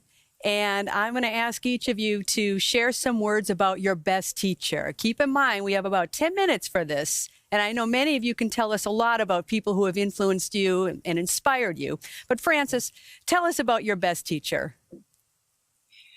Well, it turns out my best teacher is not a person. The best teacher for chemistry is the best chemistry of the biological world. And I realized that I have learned tremendous amount from people, but I've learned much more from observation and from getting out and experiencing. And so many people have been talking about experiential learning. If you just observe what's going on in the natural world, there's so much innovation, so much creativity, and so much to learn about how to build a sustainable world. Oh, I think that's wonderful. I mean, it's right around us in our environment if we're there to see it. Ben, your best teacher. Yeah, going on in the same context as Francis, you know, I grew up on a farm, and as a small kid, I think, nature around me was probably my best teacher. That is where it all started, where I asked endless questions to my father and mother. And on the farm, you know, there is so much to discover. How is it possible that from such a tiny seed, a big sunflower grows? And then, of course, when I was at the university and I became a chemist, I think I have to mention one person, Professor Hans Winberg. He was American, and he stimulated us so much to discover my own molecules, to make my own molecules.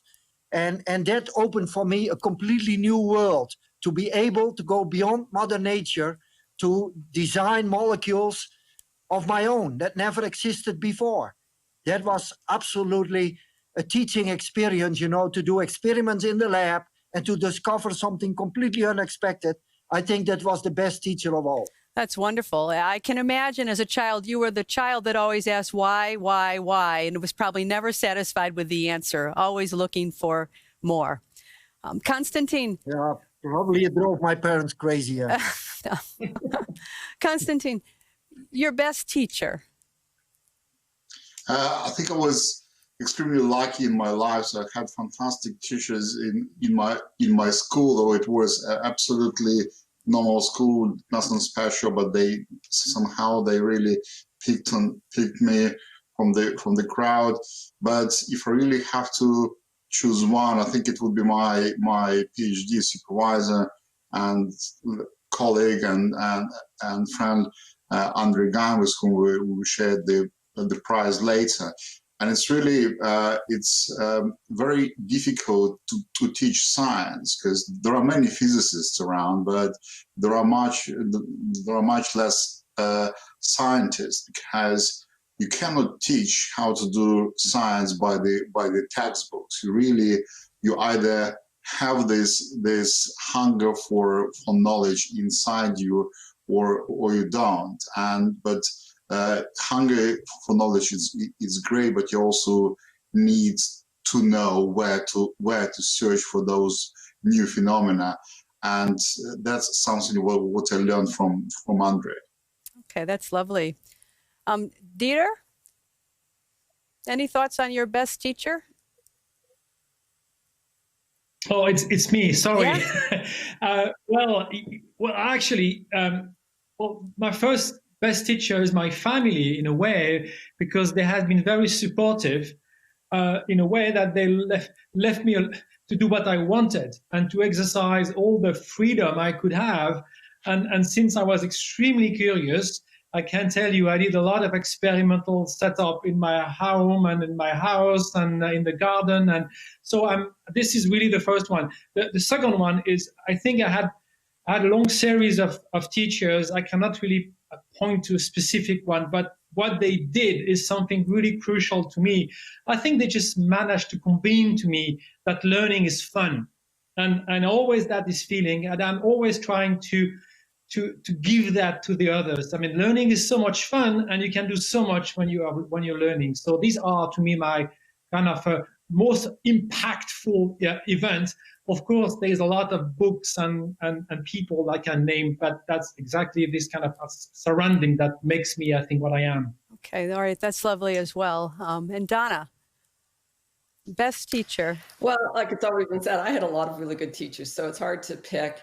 I'll just give a couple examples. In high school, my grade 9 science teacher, and she was also my grade 13 chemistry teacher, her husband was a chemistry professor at the university, and so she would bring in little experiments to do in front of us, and she was all about the wonder and all about the excitement of it and all about that. She also, the one time I was on a high school band trip and had to miss the test, and a bunch of us did, she brought in chocolate bars for all of us after class when we were doing it, after hours. She says, "You can't think great on an empty stomach," and she made sure we all had our chocolate bar, which I thought was so cute and sweet of her. But on the other hand, unlike all of my colleagues here, in high school science, I was sometimes very lazy, and we had to do some kind of science fair project. And I don't even remember what I did, but I didn't put my heart and soul in it. And I've been asked a lot, especially as a woman, did I get encouragement even if I was a girl? And I had a male physics teacher, and he sat me down and went, "Donna, I'm so disappointed in you. For heaven's sakes, I know you are so much better than this. And it's not acceptable. You should be doing so much more." So I've had teachers on both sides, and you need both sometimes. Well, that's an example of being around someone who perhaps sees something in you that you don't recognize yourself, and they help to bring that out of you by encouraging you. What I notice is that irrespective of whether you're talking about a specific person or an environment, all of you have really talked about the creativity and sort of being in environments where you can let your curiosity grow. And these creative environments. And does anybody want to reflect on just the environment? In addition to the teacher, there's something about environments. Frances, you talked a little bit about that. Well, I'm lucky to work at an institution that's very small, but filled with brilliant people. And the environment is one where science is fun. We are so lucky that we actually have a job to do lifelong learning and to do what we find best. I love to be surrounded by people like that, and that environment where risk-taking and innovation are encouraged is an incredibly exciting place to be. And I think, Ben, you mentioned always asking why, and I bet you still do that today. So feeling safe in the environment to always ask the question that we might think, well, that might be a silly question, but just something about the environment. Yeah. Can you reflect to that? Yeah. I mentioned already where I grew up, and my parents were a great stimulus, as were my 9 brothers and sisters, that was a great environment. But then what I really want to emphasize, it is a privilege to work with these students every day, these young talents that question you, that are creative, that are uncompromised, and we stimulate them, to make also mistakes and ask questions all the time. And this is absolutely wonderful. And I learned so much from them, to be in such an environment is absolutely wonderful. Well, that hits on the idea of the lifelong working. And Konstantin, again, a little bit about the environment. Yes, people are important, but environments are as well. Absolutely. Environment is really crucial, but it is crucial in many aspects. It's sharing ideas and generating ideas is much easier in an environment. But probably one of the way I use it is basically the reflection of your own mind. The idea just thought and the ideas spoken out are completely different. It's something how our brain is wired. When you're trying to formulate your idea to explain something to your colleague, it really it forms new connections in your brain, and you start to see it much more clearly. So I use it basically as a tool. Mm-hmm. You know, I think that emphasizes the importance of, you know, if you're doing research, some of you are, you know, obviously researchers, but the idea about teaching as well, and being able to communicate these complex problems that we're all struggling with to students. And sometimes that also helps you reflect upon the course that you're taking in your research or the science that you're doing.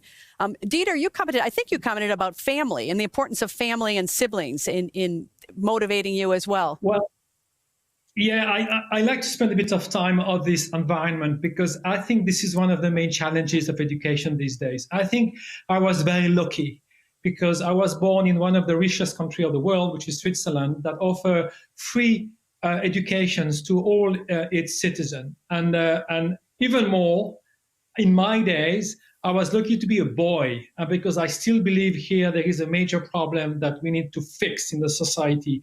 So the impact on the environment or the family is absolutely essential. And I would certainly love to see progress on that. I think we're certainly missing a lot of people because they're not have the chance to benefit for this good environment. The brain is outstanding. They have an immense capability, but just missing them because they are in low-income countries. They don't have access to educations, and there is still a major gender issue that we need to fix. Mm-hmm. So I think family can be extremely crucial here, because family is the close cycle that help you and push you and support you when it's difficult. But in some cases, family is not enough. Mm-hmm. I think the society has to work together for that. So, Donna, I'm going to turn to you. You'll have the last word. We spent a lot of time today talking about, equity in terms of teaching and education. And you talked a little bit about your role as being a young woman in a hardcore scientific environment. We just heard Dieter say that we still need to do more environments to foster diversity and to give everybody an equal chance, and potentially young girls who want to go up. Do you have any, words that we can kind of hold on to here at the end? Well, again, I guess I grew up, very lucky. I grew up, my high school, the top 3 math prizes all went to girls, and nobody said that's really weird. So I haven't had to face these problems that so many other people have had. And so I wish everybody had the kind of upbringing that I had, that it's public education here and everybody's welcome at the table. And hopefully we get to that in a more worldwide way. I would like to say during these COVID times, I haven't enjoyed talking to my students online. I would rather be in the lab with them. On the other hand, I'm talking to students around the world now through these types of events. And so in some ways, we're opening it up and making it a much more equal playing field during these COVID times with all of this online platforms. All right. Well, with that, thanks a lot for sharing your own personal reflections about favorite teachers, favorite environments, creativity, and we'll take that to heart. And that concludes the Nobel Week Dialogue 2020. I'm Lisa Kirsebom. It's been a pleasure to be your host today. Thank you so much for watching and contributing. And back to London and Adam Smith. Thank you so much, Lisa. So the goal of the Nobel Week Dialogue is fundamentally to be thought-provoking. And while we hope we've entertained you, we also very much hope we've made you think. It was really lovely to hear from some of you during the course of the meeting, and I just wish we could have heard from more of the audience, in line with that important and challenging comment made by Seppo Poe in his interview earlier, that every voice is equal and no voice should be unheard. I want to thank 3 groups. Of course, the participants for giving us their time and their energy today. It was very kind of them to be here and to make themselves available, and we loved being with them. To the audience who, by being present, have made this a truly global meeting, thank you all very much indeed. And of course, to our partners, without whom none of this would be possible, thank you so much for your continuing support. And it only remains to say that we all very much look forward to seeing you again for the next Nobel Week Dialogue on the 9th of December 2021 in Gothenburg, when we very much hope that the majority of us will be on stage. Thank you for listening, and goodbye.